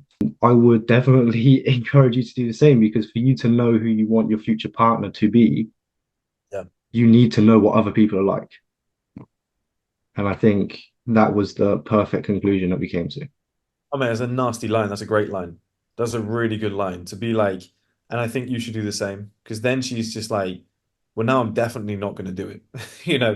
She probably will end up dating somebody else. Do you know what I mean? She will probably sleep with somebody else. You know that already, but it's a great line because it shows that like it's not that you don't care, which does help. It's the aloofness. It's more that it shows mental maturity. It shows that you're not like sat there some lunatic, some egomaniac who's gonna come around her house and beat her up if she's. Do you know what I mean? That goes such a long way with women when they just see that you're like, you can even say to a woman as well, like, yeah, it would actually probably hurt me. I'll be honest with you, but be like, I also understand and appreciate that you have to do it. So I'm never gonna tell you no, not to do it. And it's like that, like just being completely honest and just being very rational and being like, but it's never gonna make me angry. I'm not, you're free to do whatever you want to do. I don't own you. They're like, fucking hell, because no guy speaks like that. Believe me, no guy speaks like that. When I've heard other stories of other guys that I thought were like high level alphas and stuff like that, they're simps, they're petrified. I mean, I think everyone's probably heard all the stories from Fresh and Fit and the way that they pay escorts and the way that like There's like recordings of them begging for women to like come back to the house and stuff like that. And most guys don't have that in them. They know all the teachings. They've watched every video imaginable. They've read every book, but they haven't got the mindset. And that's the most important factor is just changing it, dropping that ego and being like, it is what it is. Like every woman that you've ever slept with has slept with guys before you, or most likely. Any woman that you've ever broken up with and got rid of has probably slept with another guy within like a month or two. And it's just like you just got to get over it. Got to get over that fact. And is it ideal? Like in a lot of scenarios, you know, it'd be nice if that woman was like, I haven't slept with anybody in like 2 years. I can't forget about you and stuff like that. That'd be lovely. But you don't own everybody. We don't live in like an idealistic world. It's like it's difficult. It is difficult. You know, there's girls that I've caught strong feelings for, and then you know, it turns out that they're not in the same position as you. Like you're thinking to yourself, oh, this is going to turn into a relationship. And for them, it was more like, oh, I just wanted to see. I'm dating four guys at the same time. And you find that out and you go, oh shit, that's like an arrow to my heart. And but you go as you grow up, you go, well, yeah, actually, what do you know what I mean? It's just like actually, what did that have to do with me? We weren't together. You had no obligation to be with me and be committed to me. And it's just like, what you know, what power did I have over her? If she wanted to date four guys at the same time, she's obviously not the woman for me, but like that's got nothing to do with me. And like I've always deployed that mentality, and I swear to God, like thousands and thousands of women will just they'll like they all follow my story now because I've deployed that mentality with them over the years. And they just every time you post something, they'll all watch it, they'll all follow it, and you know, they're always there. They never go away, and it just because there's no guys that have that mentality. Corey, honestly, read Corey Wayne's book, The 3% Man, because that changed my life when I was younger. And he talks about the same things where he's just like, yeah, all right, whatever, like you do you. And eventually you'll gravitate back because every other guy fucks up. That's why it's 3% man, because 97% of men don't have that mentality. That's what he kind of figured out. Um, but yeah, most guys will mess up. Like, let's say she moves on to another guy, he will get insecure at some point. Just walking here, I actually saw a guy like pull a girl's arm and he was furious. And she was just like, oh my God, like get off, like pushing it. They were obviously a couple. She was like, get off, like kind of pushed him and was just like, you're such a dick and whatnot. Like handsome guy, well dressed, tall, etc. He's not a natural alpha. He doesn't have it in his brain. He might like to think he is. He likes to get attention off women and whatnot, and he's got options, but he doesn't have it. And after a few months, they're like, this guy's actually really insecure. Like he doesn't turn me on anymore. And they gravitate back to somebody like you, me, whatever, who's got that mentality. Um, and, you know, nobody wants to pick up like second rate women. Do you know what I mean? Like, oh, she went off with another guy. Now she wants me again. Yay. Do you know, like nobody wants that shit. So you got to like hold your value. But it's a lovely feeling when they want you again. Like it's a lovely feeling when they come crawling back and they're, you know, you're like, oh yeah, okay, everything's like I feel like I'm in a power position now. And then when you say no, actually, I'm not interested, I'm seeing somebody else. I think it does something to you. I think it does something to your charisma, your confidence, like who you are as a man, your aura. I think it just takes you up a few levels. And that's why it's always good to stay in that state of mind. I used to get angry. When I was younger, I used to get angry and like flip and just like start having an argument with a woman. Do you know the problem with you? It's just not going to help. Like now I just go, okay, there's you've got to communicate in a relationship, but I'll do it in a certain way where I don't get angry. But like if we're just dating and she stares at other guys, I'm never going to bring it up and be like, do you know what really annoys me about you? It's starting to annoy me, it's starting to piss me off. You've been staring at other guys. I'm like, well, I've noticed that. I don't need to tell anybody. It's an internal thought of mine. She's not right for me, and I'll just move on. I don't even need to tell her why. Do you know what I mean? Like that is how I operate now. I just there's a lot of shit that doesn't need to be said in life. I've realized that as I've gotten older. Thanks, Chris. No worries, man. I love talking about that sort of stuff as well. I really want to write a book on it one day. My friends yeah, they do, Phil. Who's next? How many hands we still got raised? Hi, Chris. Can you hear me? Hey, Hi, man. I just wanted to ask you two things. One was about business, and the second one was about life setup. So I actually believed in a lot of your philosophy, you could say, from a early age, and then I started hearing your content, and it kind of like it made sense. So I always believed that, yep, it takes time for a man. We're not like women. You got to build yourself. I knew business was the way. I actually went through the education system. I got a master's as well, but I just never believed in it. And I went into business, and I remember when I first went into business, it was like first it was a trend. It was in 2022 towards the end, where everyone's starting businesses, and I went in and I was excited and I was full of energy, optimism, but slowly, things have gotten just negative. I'm from London as well. And I Yeah. don't know about you, but just hearing in my industry, a lot of people saying like market's bad, and no one's spending money, there's fear, there's recession, war, all these kind of things. And it seems that like a lot of doubt has entered my mind about business. And I'm sure you've probably gone through that phase where you don't know if it's going to work out. And I think that's what kills you. It's like you have no idea if it's going to work out, all the hard work that you're putting in.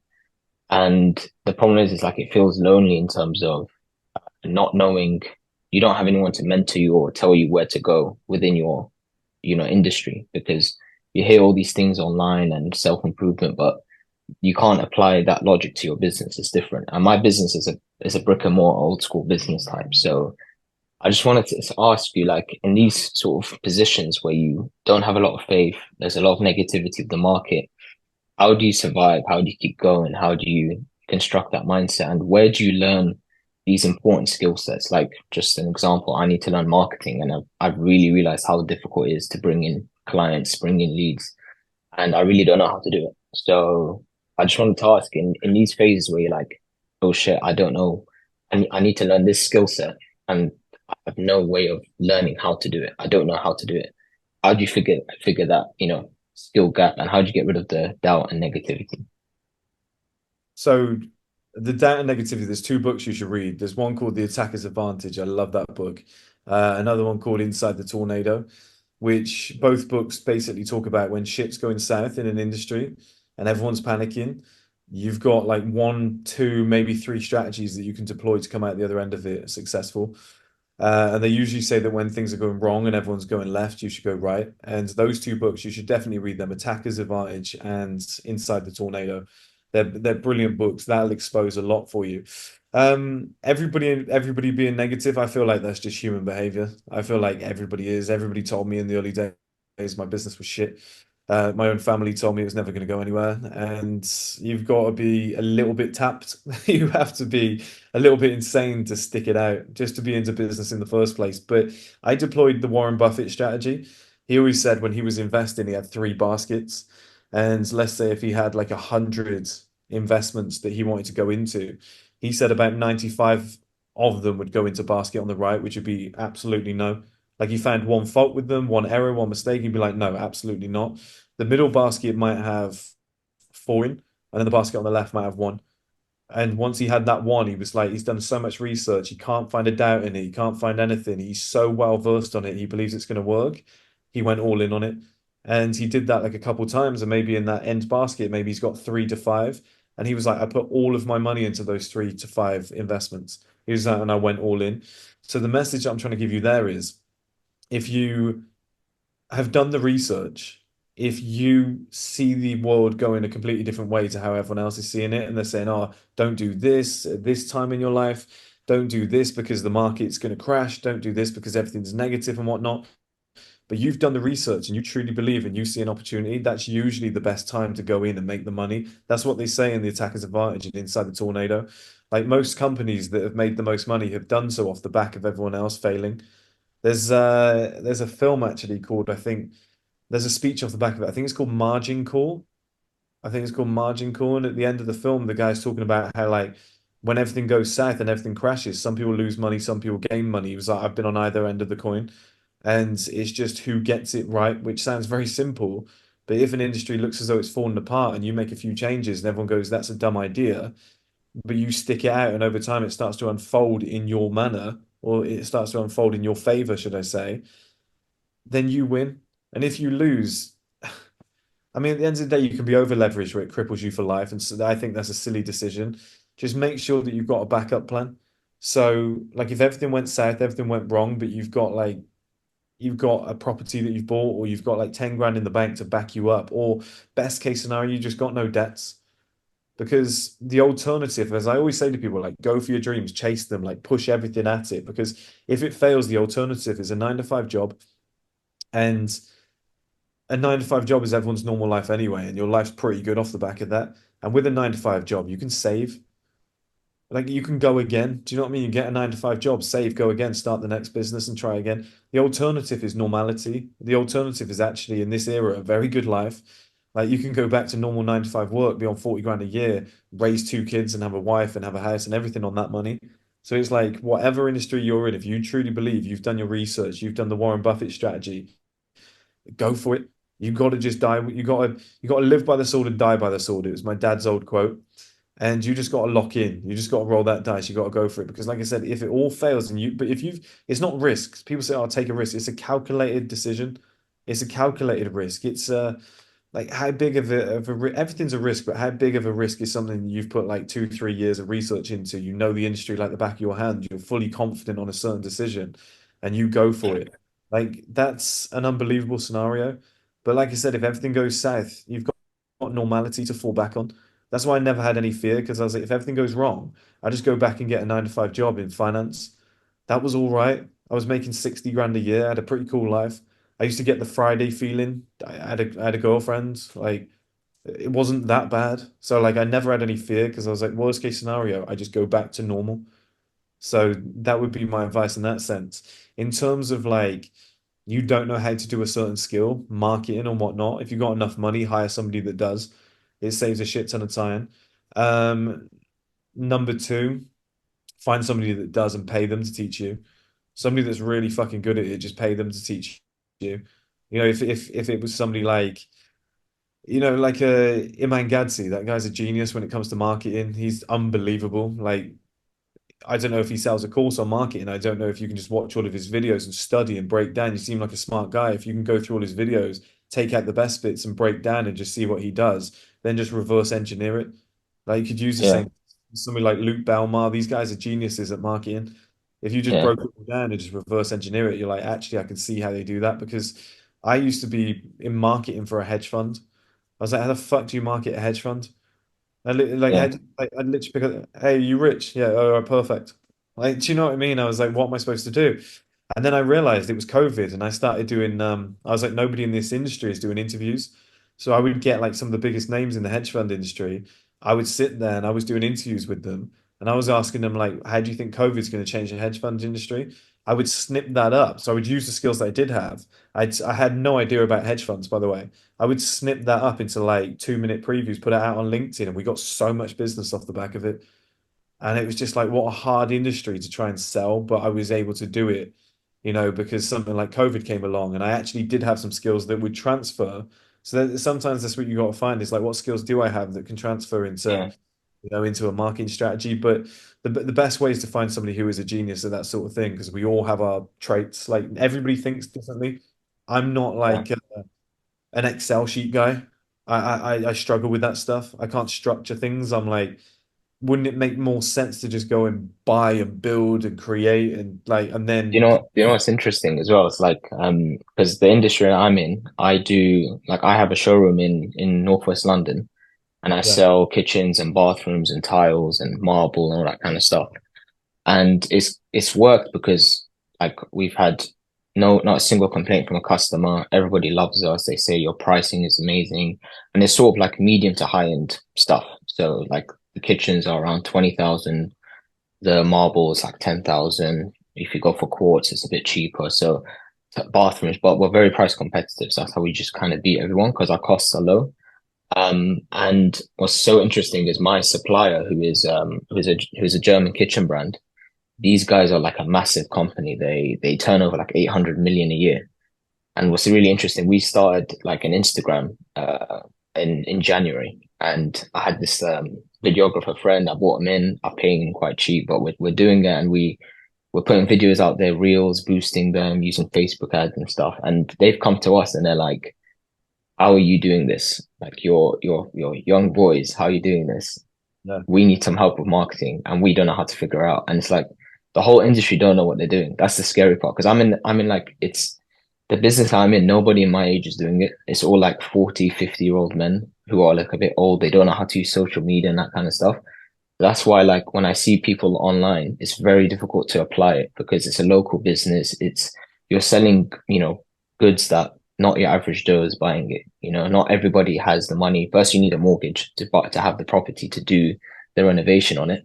And secondly, it's just a different type of sales and marketing, etc. So it's kind of like you don't know what you're doing, but then you get these signs as well that's like, oh, maybe you're on the right path, which was that like a $1 billion company coming and saying to you, with your like little £3,000 monthly budget on marketing, you managed to Yeah. pull it off. So I think it's just like maybe it's you're in this phase where you just got to figure out you got to stay strong and you just got to persist and keep going, and then hopefully things turn around. But yeah, just yeah, it's just very easy to be negative now because you know the whole of London, everyone's you know complaining. They're saying like it's a stab capital city of the world and stuff, and complaining. What's But up? I think London's gonna pick up hopefully, and yeah, I think I'm in the right industry, but I just gotta keep keep pushing.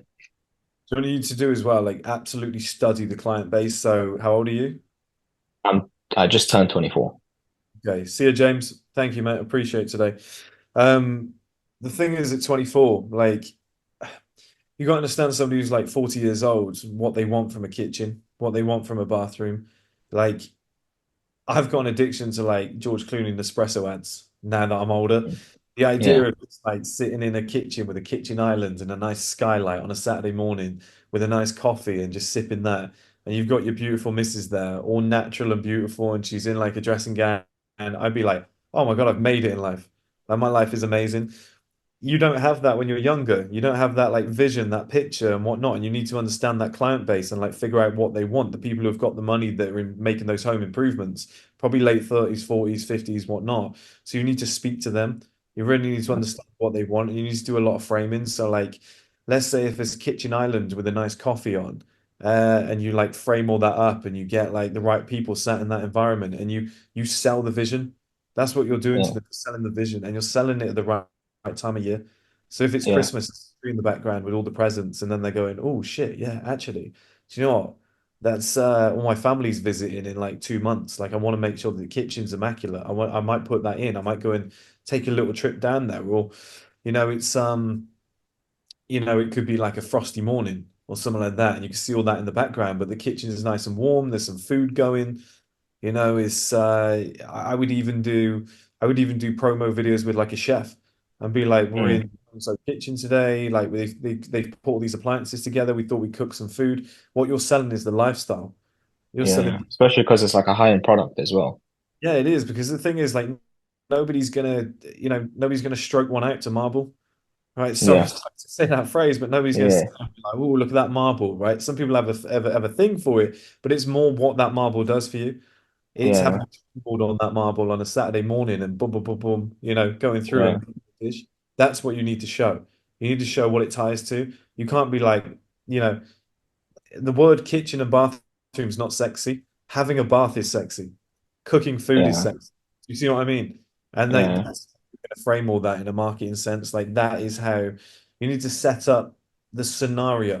You need to set up the. Remember when I used to tell you guys, oh, I want to be in Paris in like a Lamborghini, and I want a beautiful, or like let's say I'm in Paris in my like favorite outfit, like a trench coat or something. I've got a nice watch on. I've got a beautiful, sophisticated like French woman with me. Um, I'm in like a dark green McLaren. Do you know what I mean? So what I'm doing is I'm setting the scene. I'm listening to like some sophisticated old school Italian music. I'm building an environment, and I'm saying people it's in autumn, it's cold, we're going for a coffee, we're going for food. I'm building a vision. It's like I'm Yeah, putting a whole thing together there. You need to do the same with kitchens and bathrooms. It's not just yeah, look at this nice tub, look at this nice yeah, sink.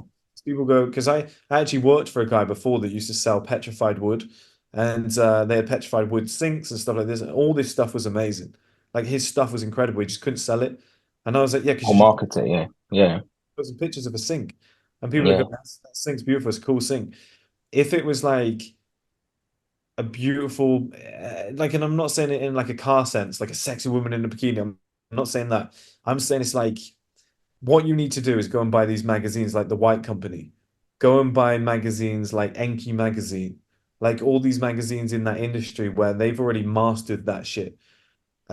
Where they know how to set a scene, they know how to sell a vision. They've got somebody in the company who's 50 years old who is like framed an environment where there's like the coffee on the table, the woman who's in her 40s who's still got nice skin and like natural hair and stuff like that. She's in a dressing gown, She's got the cozy slippers on. She's taking a sip of the tea, and Enki magazine are like trying to sell the vision, or the white company are trying to sell you a table.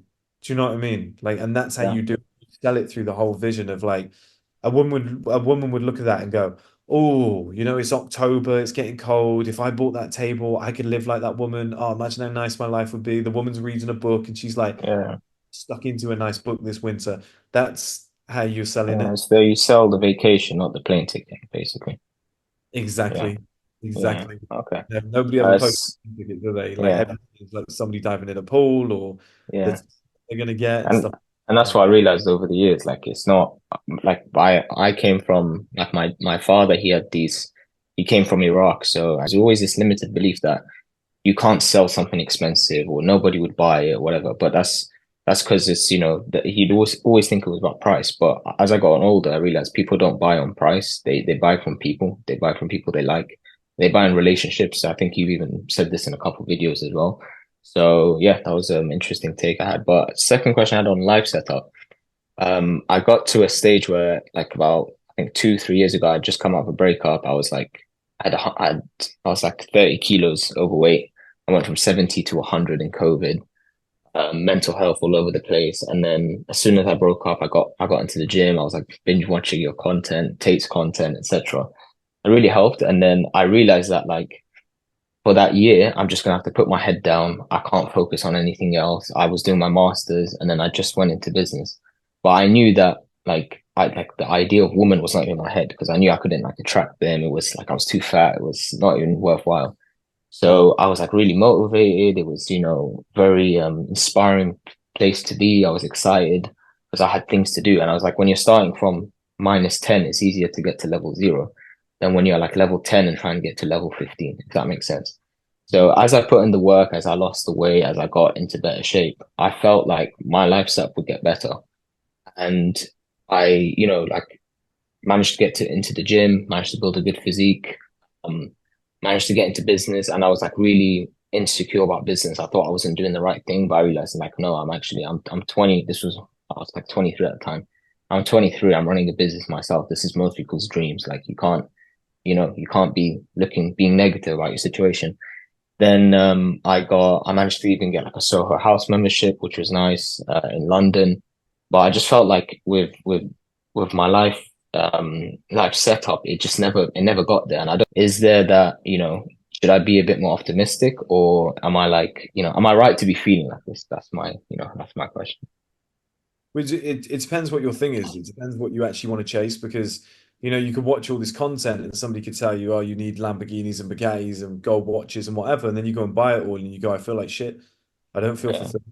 So it's I just used like to think that, and then I got my first car, which was nothing crazy, just a basic Audi A1. But I realized I don't need cars anymore. I was looking at cars like crazy when I didn't have anything. When I was walking back home on the bus, that's when I needed it. But then when I got that, it was like done. And then now I feel like it's kind of the same thing with my. I've been doing all the right thing. I've been going to the gym. I've been working my ass off. Why is it not clicking? Or is it just that it just takes time? You just gotta shut up and accept it takes time, it basically. definitely takes time to put these things in place, but life setup is a skill. And if you're like, if I gave you a football and said take some shots, and I was like, right, all you need to do is just kick the ball, and you missed like 100 times, and you went, I'm kicking the ball, why is it not going in?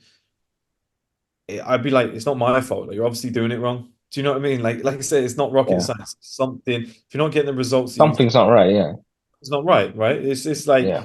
I was going to the gym for a year and I got fatter. I'd be like, something's off. The fuck am I doing? If somebody said, "Oh, but have you thought about diet, didn't think of that." Do you know what I mean? Like it will click over time. Something will come into play. In terms of like happiness, yeah, like chase what you actually want to. Do you know what I mean? Like chase what you actually want to chase. Like you'll learn throughout time. Like you're trying to do life setup and framing and whatever, and you think it's what you want, but it's not. And then over time, you'll figure out, okay, that's what I actually want. Like this is the thing that gives me the most fulfillment, and that'll feel good. But yeah, life setup's a skill. Takes a long, long time. Like I've read many a book before it clicked for me. Like Dan Bilzerian's The Setup, Corey Wayne's 3% Man. There was like many a book that I was reading through and many things that I had to go through before I went, it makes sense now. Like when Dan Bilzerian used to say, you got to do it so that women can come to you. I'd be like, yeah, yeah, so women can come to you. Yeah, yeah, got it. And I'd be making videos when I was really young, and I was like, you got to have women come to you. I didn't really like understand 100% fully like how that worked. And then as I got older, I went through certain scenarios in life, and I was like, oh my God, it's just clicked. Let me reread the book. So then I'd go through the book again, and I'd be like, I get it now. That's what he meant by like women coming to you. So a lot of it is just life experience. A lot of it is, it will take time, and you'll just get better. Like life setup is a skill, and over Mm. time you'll just get better at certain things. Certain things will click. You'll have more instant recall in the moments. You won't make as many mistakes and stuff like that. It will just be at the like front of your mind. You'll know what to do in every scenario. You'll know who you are as well. How old was I when it clicked? Probably, I would say like clicked like 100%, maybe 29, 30. It was very recent, like where it was like, okay, I'm very good at this now. I haven't made a mistake in a long time. I've told you guys for a while, it's been about 2 years since I've been rejected by a woman. And that is because I got very, very good at life setup. I knew how to talk to them and stuff like that. In terms of framing who I was as a man, I got to know who I was too. And I was like, okay, you're a tall, big, masculine guy with a beard, shaved head, whatever, play into it. I can't be the guy who's ordering bottle service in the club and like gold bottles of Ace of Spades. Like, it doesn't really resonate with me. It doesn't really match who I am. It's horses for courses. There's a video on this a Skool community called Horses for Courses, which explains that. And I was just like pairing myself with who I actually was and what I wanted and what fit me best. So I'm a very confident introvert. I would rather stay in if I could, but I'm very confident, and I'm willing to do whatever it takes to get, where I need to get. If somebody says do a speech, I'm like, I'd rather not. I'd rather just sit and chill like at home, but I'll do it if I have to. Like I've got no fear of certain things. Um, and that like almost just forced me to go out. That forced me to, push myself a lot more. Um, but yeah, what was the point I was making just before that? I've done about 3 hours here. I'm absolutely shattered. Falling asleep. No, no, it's just like how you're saying that you figure things out eventually over time, over life, and you figure them out late. And I think yeah, and in this current era, it's very easy to think things click in like even 6 months. People have this belief when it probably takes like 4 or 5 years. So even now, the person I'm today is completely different to the person I was a year ago. And when I'm 29, I'll be 10 times the man I am, hopefully. So yeah, things will click. But yeah, I It will mean, click. I mean, it will definitely click. You'll figure it out over time. You'll make mistakes. Like you'll think something is life set up. Oh, that's what I was talking about. Like I realized who I was. I realized with the introvert thing, like I don't want to be in a nightclub dancing. I'd rather yeah, be the guy that's sat in like a bar, sophisticated, well dressed, in an environment where like there's there's other sophisticated women and they'll come to you, or like a speakeasy. Like I want to speak. I'm not like some guy from Essex that's like, "You're right, love, what's going on?" when they're like dancing around. I want to actually sit down and be like, I'm gonna get to know this woman. I can use my body language and my eye contact. That's like one of my biggest strengths. Like people don't have that ability. I did a course for 2 years. I've been studying it for years. It works. It gets me a lot of women. Do you know what I mean? I can display that in like a speakeasy bar. I don't want to go to a nightclub. I can dance to a certain level, but I'm not like high level where it's gonna like win someone over for me. So it's like, why would I be in that environment? Why wouldn't I just place myself in environments where I have the strength? Like if I was rich and out of shape, I would live somewhere cold because I'd be like, so you okay, can never show your body. Yeah, yeah, I'd be like, if I yeah, moved to Australia, I'd be like, fuck am I doing? All these guys are like 6'4" and jacked, and it's always yeah, sun. Like, they have the power because that's what wins in these environments. Do you know what I yeah, mean? I position myself in a certain place where it's like that plays into my favor. I've got the power dynamic here. If I went to like a club where everyone's 18, being bold's probably not like the best fucking thing. Whereas when I go to places where like the women are like average 28, 29, like the amount of attention you get is phenomenal. It's like a clear difference. And it's just like, why would I make myself suffer? Why would I not just put myself in a great environment? And talking to a guy the other day who's moving to New York, he's a British guy, and I was just like playing to the British thing, man. Like you've got the accent, go and get yourself like a dark green Aston Martin or something. I was like dress in immaculate suits. I was like, be the British gentleman. I was like, lean into it, play into it, like use your strengths, and then go to bars where they can hear your accent. Do you know what I mean? You've got a cool British accent. Like go into a bar in New York and a girl's gonna go, "Oh my God, where are you from?" I love your accent. You sound like Hugh Grant. I love do you know what I mean? I love Notting Hill. It just gives you an opening point. It plays into your favor, and you've got to figure out what your things are and how you can position yourself. And some guys in school used to be the guy that always had a free house. Do you remember that? Like the guy that Yeah, always had a house and he'd host the house parties. His mum's always out, and like he was the most popular kid in school. That was his life setup. That's how he yeah. was. And it evolves over the years, right? Like in your 20s, you can't expect a good lifestyle. And like, do you think in like at my age, 24, in my early 20s, do you think I should be focusing on social life, dating, finding the woman I want, or is that something I should ignore? Because I feel like I've got the social skills. Like I don't need to develop it. I don't feel like an incel or whatever. But I feel like it would be nice if I could have the right friends I want and the right girl I want. Or should I just scrap it and say, you know what, 2 3 years, put your head down, grow your business, get the money, and then things will click together. See, a lot of people always go for like either or. Extremes, I yeah. realize, yeah, you can have the both mentality. You can have both at the same time. Now you can spread yourself too thin, but the great thing about social life, dating, any of these things is they happen naturally. That's why I created the marathon mindset because you can be focused on your. Here's the great thing about business. Business makes you active. It makes you busy. It keeps you out and about. Like I've met thousands of people because of this business. I've slept with hundreds of women because of this business. Because I've been in London, I've been at a bar, I'm on my own, and a woman will just be like, what you up to? Like sort of like when I was on the train the other day, I was kissing this girl, I've got a number, we're gonna go for a date. She's asking me about my business, why I'm going to London. Do you know what I mean? It's played into my favor. I haven't had to do anything for that. I've just had a conversation with a woman about my normal life. I'm business focused. I'm going to London that day. I'm going to a meeting, but she's asked me about it and she's like, "Oh, ambitious guy. That's nice. I'll take his number." And it's just like that's played into my favor, and I haven't had to have done anything for it. It's like when Gary Vee says, film long form content once and then snip it up for every platform. You feel like if I film one documentary, I can then snip that up like 1,000 times. I can get like 5 minutes. If I do a podcast with like, let's say Tate, we could probably repurpose that 100 times and put that out on every platform. And it's like, now we're talking about women. Now we're talking about life setup. Now we're talking about fitness. Now we're talking about this. Now we're talking about religion. There'd be so many different topics you could chop up. And for me, that is how like when you're doing your business, you're doing your daily life, you're going to a cafe, you're working on a laptop, you're just gonna meet people anyway. You're going to talk about your business to people and what you do. You're going to meet friends through the business. Like your business is a weapon. And I've always mentioned like videographers and photographers. Like photographers get so many women and they got so many friends because every high Best level, life setup, yeah. yeah, they're like, can you get me photos? Like girls, guys, everybody does. And then you get like CEOs of companies that are like, we're looking for a guy who can take amazing photos of me for the company brochure and stuff like that. Like they end up meeting so many people because they have a purpose or a skill that people require. And I mean, mate, you could like through your business, you can meet so many people. You could set up a photo shoot and you can meet your wife. Do you know what I mean? Because of Yeah. your, she's the model that you're using. You could host an event and stuff like that, and so many people are there, and you just network with them, and one of them becomes your best mate.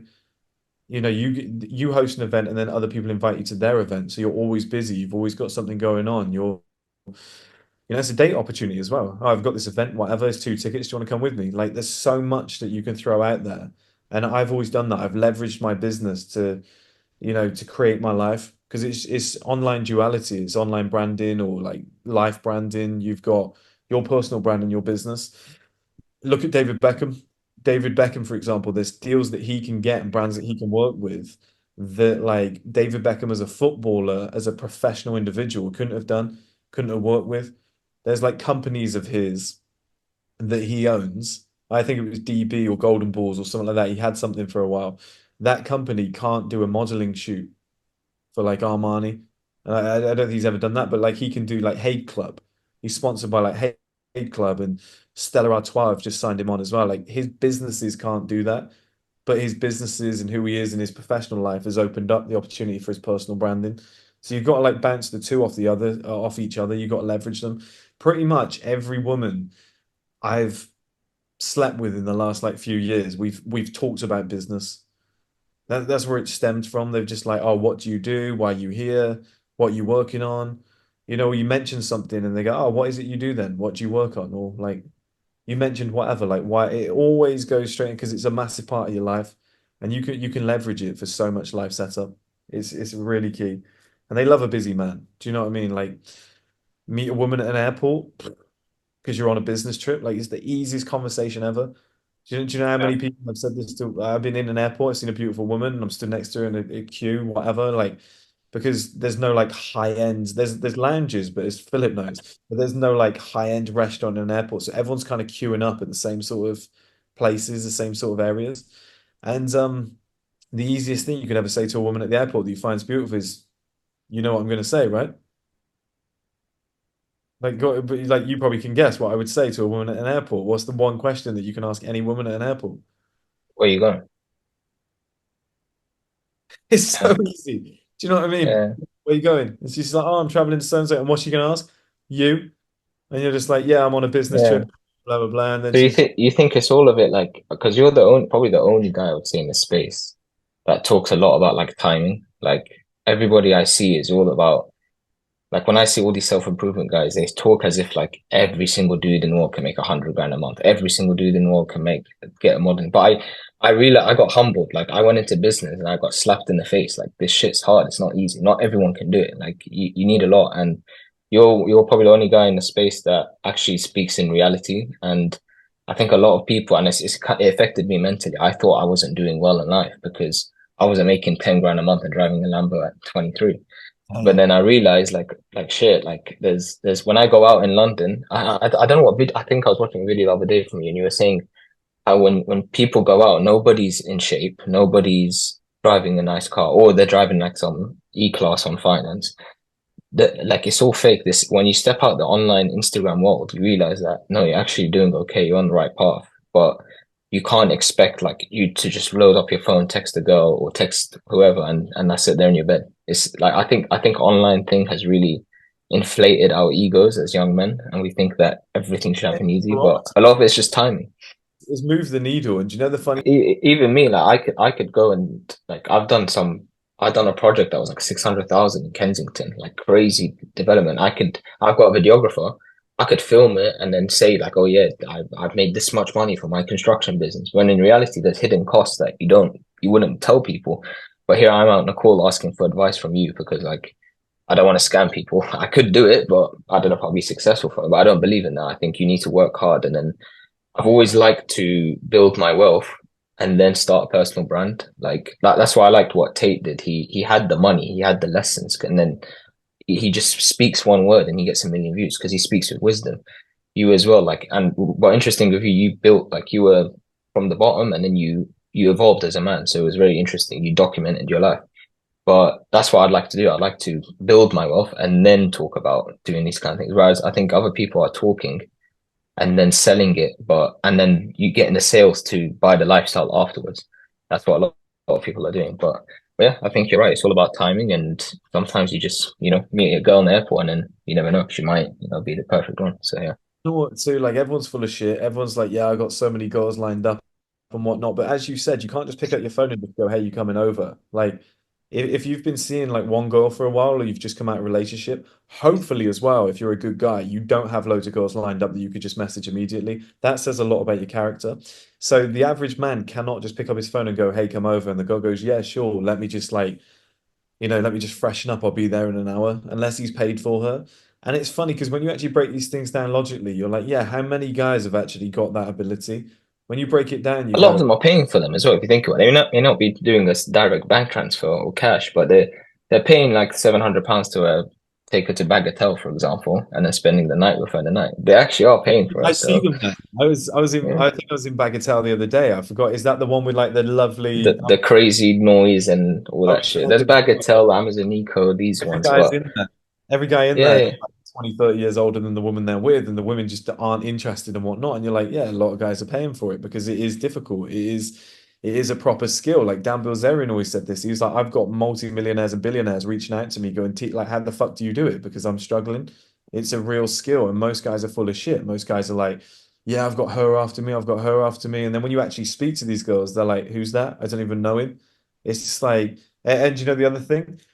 Nobody approaches. I Yeah. swear to God. That's why I like as much as this is a struggle now. And I say this to all younger men who maybe on this call or hear this at one point, like enjoy the struggle. Like it's might like I'm complaining. I could say I'm complaining about it now, but I would look back in 10 years and be like, thank God I went through this because if I got everything easy, then Yeah. I know my wife would be sleeping with the PT at one point. I know Yeah. that some my people, my business will be taking money from me behind my back, but you have to go through these dark, horrible times. But and it's nice to be in a community as well where there's people who are what I like about this community is that I think it's a bit more mature. There's a lot of like, people that are a bit older, like especially with my business, it's not an online business, it's an old school brick and mortar business. So you just gotta, being in that community, being, spreading your thoughts and seeing other people in different stages helps you, mentally check in. And what you're doing as well, the weekend calls. I just joined literally the other day. I think it's really good. So yeah, man, keep it up. I mean, the thing is as well, when you go through all this shit in life, you have no fears because you've been through it or you've got nothing else to fear. And when you've got no fears and you're almost just like, I know exactly who I am, I know where I sit in life, in the pecking order, everything. You've got nothing to prove, you have no ego, and it's easier to just be, it's cliche, but it is easier to just be yourself. You walk into a venue and you just go, I don't care if the 10 guys next to me have got 10 times more than me in their bank account and their penises are 5 times the length. It's just like, I know who I am. I'm comfortable with who I am. I'm just going to get on with my life. And that's because you've been through so much shit. You've been through so many trials and tribulations. You've been through all those fears. You got through to the other side of it and you just went, I don't care. Like, oh, I'm really nervous about talking to this high level guy. Then you have the conversation with the high level guy and you go, oh, he's just like me. He's a normal guy. So the next high level guy, you're like, I'm sure it's not gonna, this is gonna go great because the last one did. You approach a woman who's beautiful. Oh, I'm so nervous. And then she's like, kind of kind to you, doesn't really give you a number, but you're just like, all right, yeah, no worries. And then as you walk away, you're like, fear's gone. Why was I so Yeah. scared to do that? Why don't I just go and do it again and again and again and again? And then before you know you are, you're actually good at it. Like getting rid of those fears Just is like, reps. Yeah, it's just reps. That's what life is. and Literally like just the gym. Yeah. one day we're gonna die. Like I'm not gonna sit there on my deathbed at 90 and just be like, oh God, why did I approach that girl when I was 17? That was so embarrassing. Like, I'm not going to care. It's really, really good. Really appreciate your advice. And yeah, man, I'm really looking forward to the future of this school community. So yeah, I'm thanks for really, your time, Chris. I think I'm gonna, no worries, mate. That's all. I love that. I think I'll do, if that's okay, guys, the last two that I've got here. I think we've got Lucas and we got Arturo. We'll do Lucas first, and then I'll do Arturo, and then I've got to go to bed. Hey, man. Okay, okay.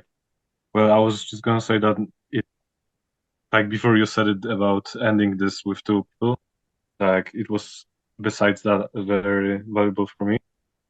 And yeah, for had like over this week I had two wins. Like first I was in job and I was in a game. I had game today and I was going to ask you a question. And yeah, like right now I'm going full on football, like on training, and uh, I have this feeling sometimes where I feel like I'm missing out about doing something like everyone around me is doing business or something of this sort in this area in this community. I was sometimes I have this feeling where I should be doing more, but I also feel like this I don't have enough time for it and how to deal with it.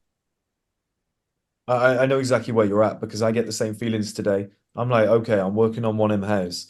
I'm doing this business idea. I've got this business idea. I've got this going on. And then I'm like, we were talking about it earlier, we were talking about the kitchens, and it was like, you've got this company worth 800 million and they don't know how to do marketing. My brain went off and I'm like, well, I'm going to reach out to them and suggest my services. But then you're just like, well, how much can I do? Like, how much can I do at once before I spread myself too thin? And I think the best thing that you can do in life is just like find the one thing that you're best at, or find the one thing that gives you, the highest probability of success and put it all into that.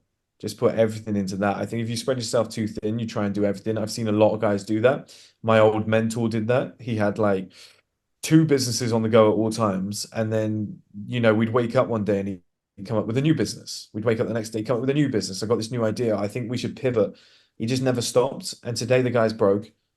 The guy's got like 50 grand in his bank account. When I met him, he was like a multi-millionaire. He got lucky once, made a lot of money off it, and then just couldn't decide what to do. And I think sometimes you just got to find your one thing, give 200% to that and just lock in fully. If you try and go, I'm going to do that as well. I'm going to try and do this as well. I'm going to do 10 ideas. I'm going to add that in. I'm going to do that. It's difficult. It's so difficult. I've done it in the past. I've made task lists that are 24 like long. And I'm like, right, if I work my way from top to bottom today, it's now I just pick like 3 to 5 things every day. The one Yeah. thing by Gary Keller called the one thing. You just got to find that one thing that's going to do it for you. Definitely read that book. It's a yellow book. It just says The One Thing by Gary Keller. He's a billionaire. And he just shows you just how to structure your life, how to structure your day. And that changed my life massively. Massively. Okay. Where I went, okay, I'm good. Like, do you know the other problem as well? Me and my business partner were speaking about this before. We're really good at a lot of things. Like, there's a lot of Mhm. industries that we could become successful in. And it's like, shit, which one do you pick? Like we've Yeah. said this sometimes, it's like we've got 20, 30 into like we could be actors. I could definitely be, I think I could be the next Jason Statham. I would like to be as well. I'd like to go for it and go for some auditions. And then I'm like, but Have the what look. are you doing here? Do you know what I mean? I'm like, what's your plan on planet Earth? Are you doing one in house? Are you doing, is that the long-term vision? Are you going on calls on this Vin Diesel? I can see you smirking. I knew you put something. Uh just putting in like all this effort into different things at once. You're just like, so what would I go for an audition and then they want you for a movie for 6 months? And it's like, so then you pack up all the businesses. It's like, what's your thing? You got to get really serious about one or two things and be like, yeah, I've got multiple talents, but this is the one thing that's probably going to get me to the top. And then once you're there, then you can diversify. You see all successful people do that. Like they become really successful. Like let's take Kevin Hart, for example. Kevin Hart dedicated like 20 years of his life to comedy. Once he's like successful in comedy, now he's doing movies.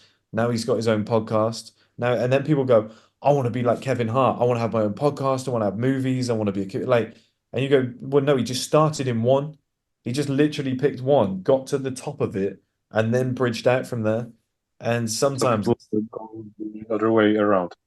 yeah, That's you're what trying to you're saying. because they're seeing the end products. They're not seeing how it started. They're seeing this Kevin Hart ended with a podcast, movies, number one hit this. Jamie Foxx, for example, oh, he's in movies, he sings, he's a comedian. He's also doing, producing and stuff like that. And it's like, yeah, but he started as a comedian. Like that's all he did. He was just a comedian. He dedicated, he got booed off stage 100 times. And then eventually it clicked. He became a top comedian. He started getting paid a lot of money. Now that he's got a brand, now that he's got a following, he diversified and he did other things. It's just you got to find that one thing that will get you to the dance, lock in on it, perfect it, master Okay. it, and Well, then use that uh, to one, leverage. yeah. So just one follow-up question. Like I remember you were talking in your, I don't know, it was a course or YouTube, but Mhm. remembering to move, to not stay in the same place and don't stay um, complacent with what you do. And when is the best time to change it? Because I feel like I will have it in 1 year where I will have to change, and I'm not sure, but I'm just asking what are the signs that you should go the other way, or do you just feel it? So being realistic is usually something that's frowned upon and negative in this industry, but being very logical, a down to earth person with no ego and being realistic is actually a good trait in my opinion, because like if you're trying to make it as like a basketball player or something like that, but you're 5'11", you got crazy talent, but you're 5'11", you kind of know that there's a chance you might not make it. So under those conditions, it would be very smart to put a contingency plan in place. As much as, you'd want to go for it and commit everything, like contingency plan. And if you're telling me now, there's a year, like in a year's time, I imagine you're gonna hear about like, are you gonna get the contract or not? Is it something like that? Like, are they gonna sign you to the adult game? It was like I couldn't. My how do I explain this? My club stopped me from going to the higher league right now, and I just have deal where next year they will help me look for a club, and I will just be free to do whatever I want, and just go to higher league. So this is the thing, like, and Okay. get the contract. Are you under contract now? I am like I'm kind of under the contract. Like it's not written, but I don't know how to explain this really. There's Like nothing legal in place. There's nothing that like because what I'm getting at here is if there's nothing legal in place, surely like if you have an agent or if even if you don't, you could just hire somebody short term to just outreach for you. Like get yourself a club before you need a club. It's almost like if you've got a 9 to 5 job and you get fired from that job, you have to go and get another job. Or if you've got a 9 to 5 job and you want another job, you don't quit that job and then go and apply. You apply while you're yeah, in the other job because then you're never out of work. Do you know what I mean? You almost act okay. before, like prevent a problem before it becomes a problem. If you know you've got a year and they've given you like quote unquote guarantees, you just don't Mhm. know. You're in an industry where you don't know if they're guarantees. They say, "Oh, we'll let you look for a bigger club." You don't know.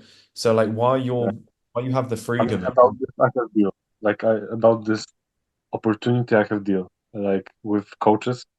yeah. So yeah, but I okay. what you'd be doing is just outreaching to other clubs. Like you could even go for trials at the higher level. Like the thing is, you don't owe anybody anything. I've stayed in 9 to 5 jobs for way longer than I should have because I liked the company, I liked the people.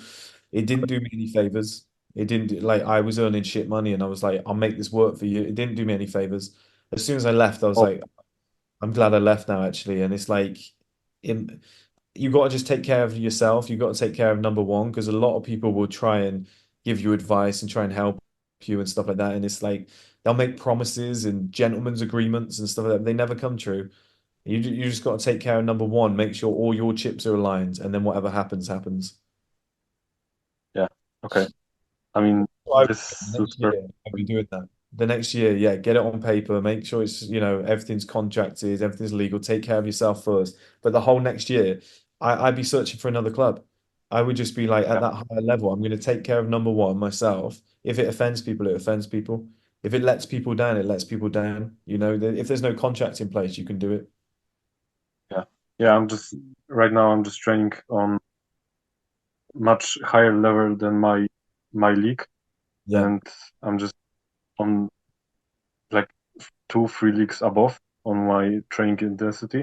So Mm. yeah, yeah, really like this advice really suits my situation right now. So yeah, I really appreciate it and thank you. I appreciate that, but the last thing you want to do is like in 9 months' time, 10 months' time, it comes round and you're like, oh, I've not put myself in the position that I was supposed to be in. The promises that were made to me aren't really there. I've got 3 months to find a club before the season starts. It's like people do it now. Like when players are in the last year of their contract in the professional game, they're already speaking to clubs. They've already got deals in place a year early.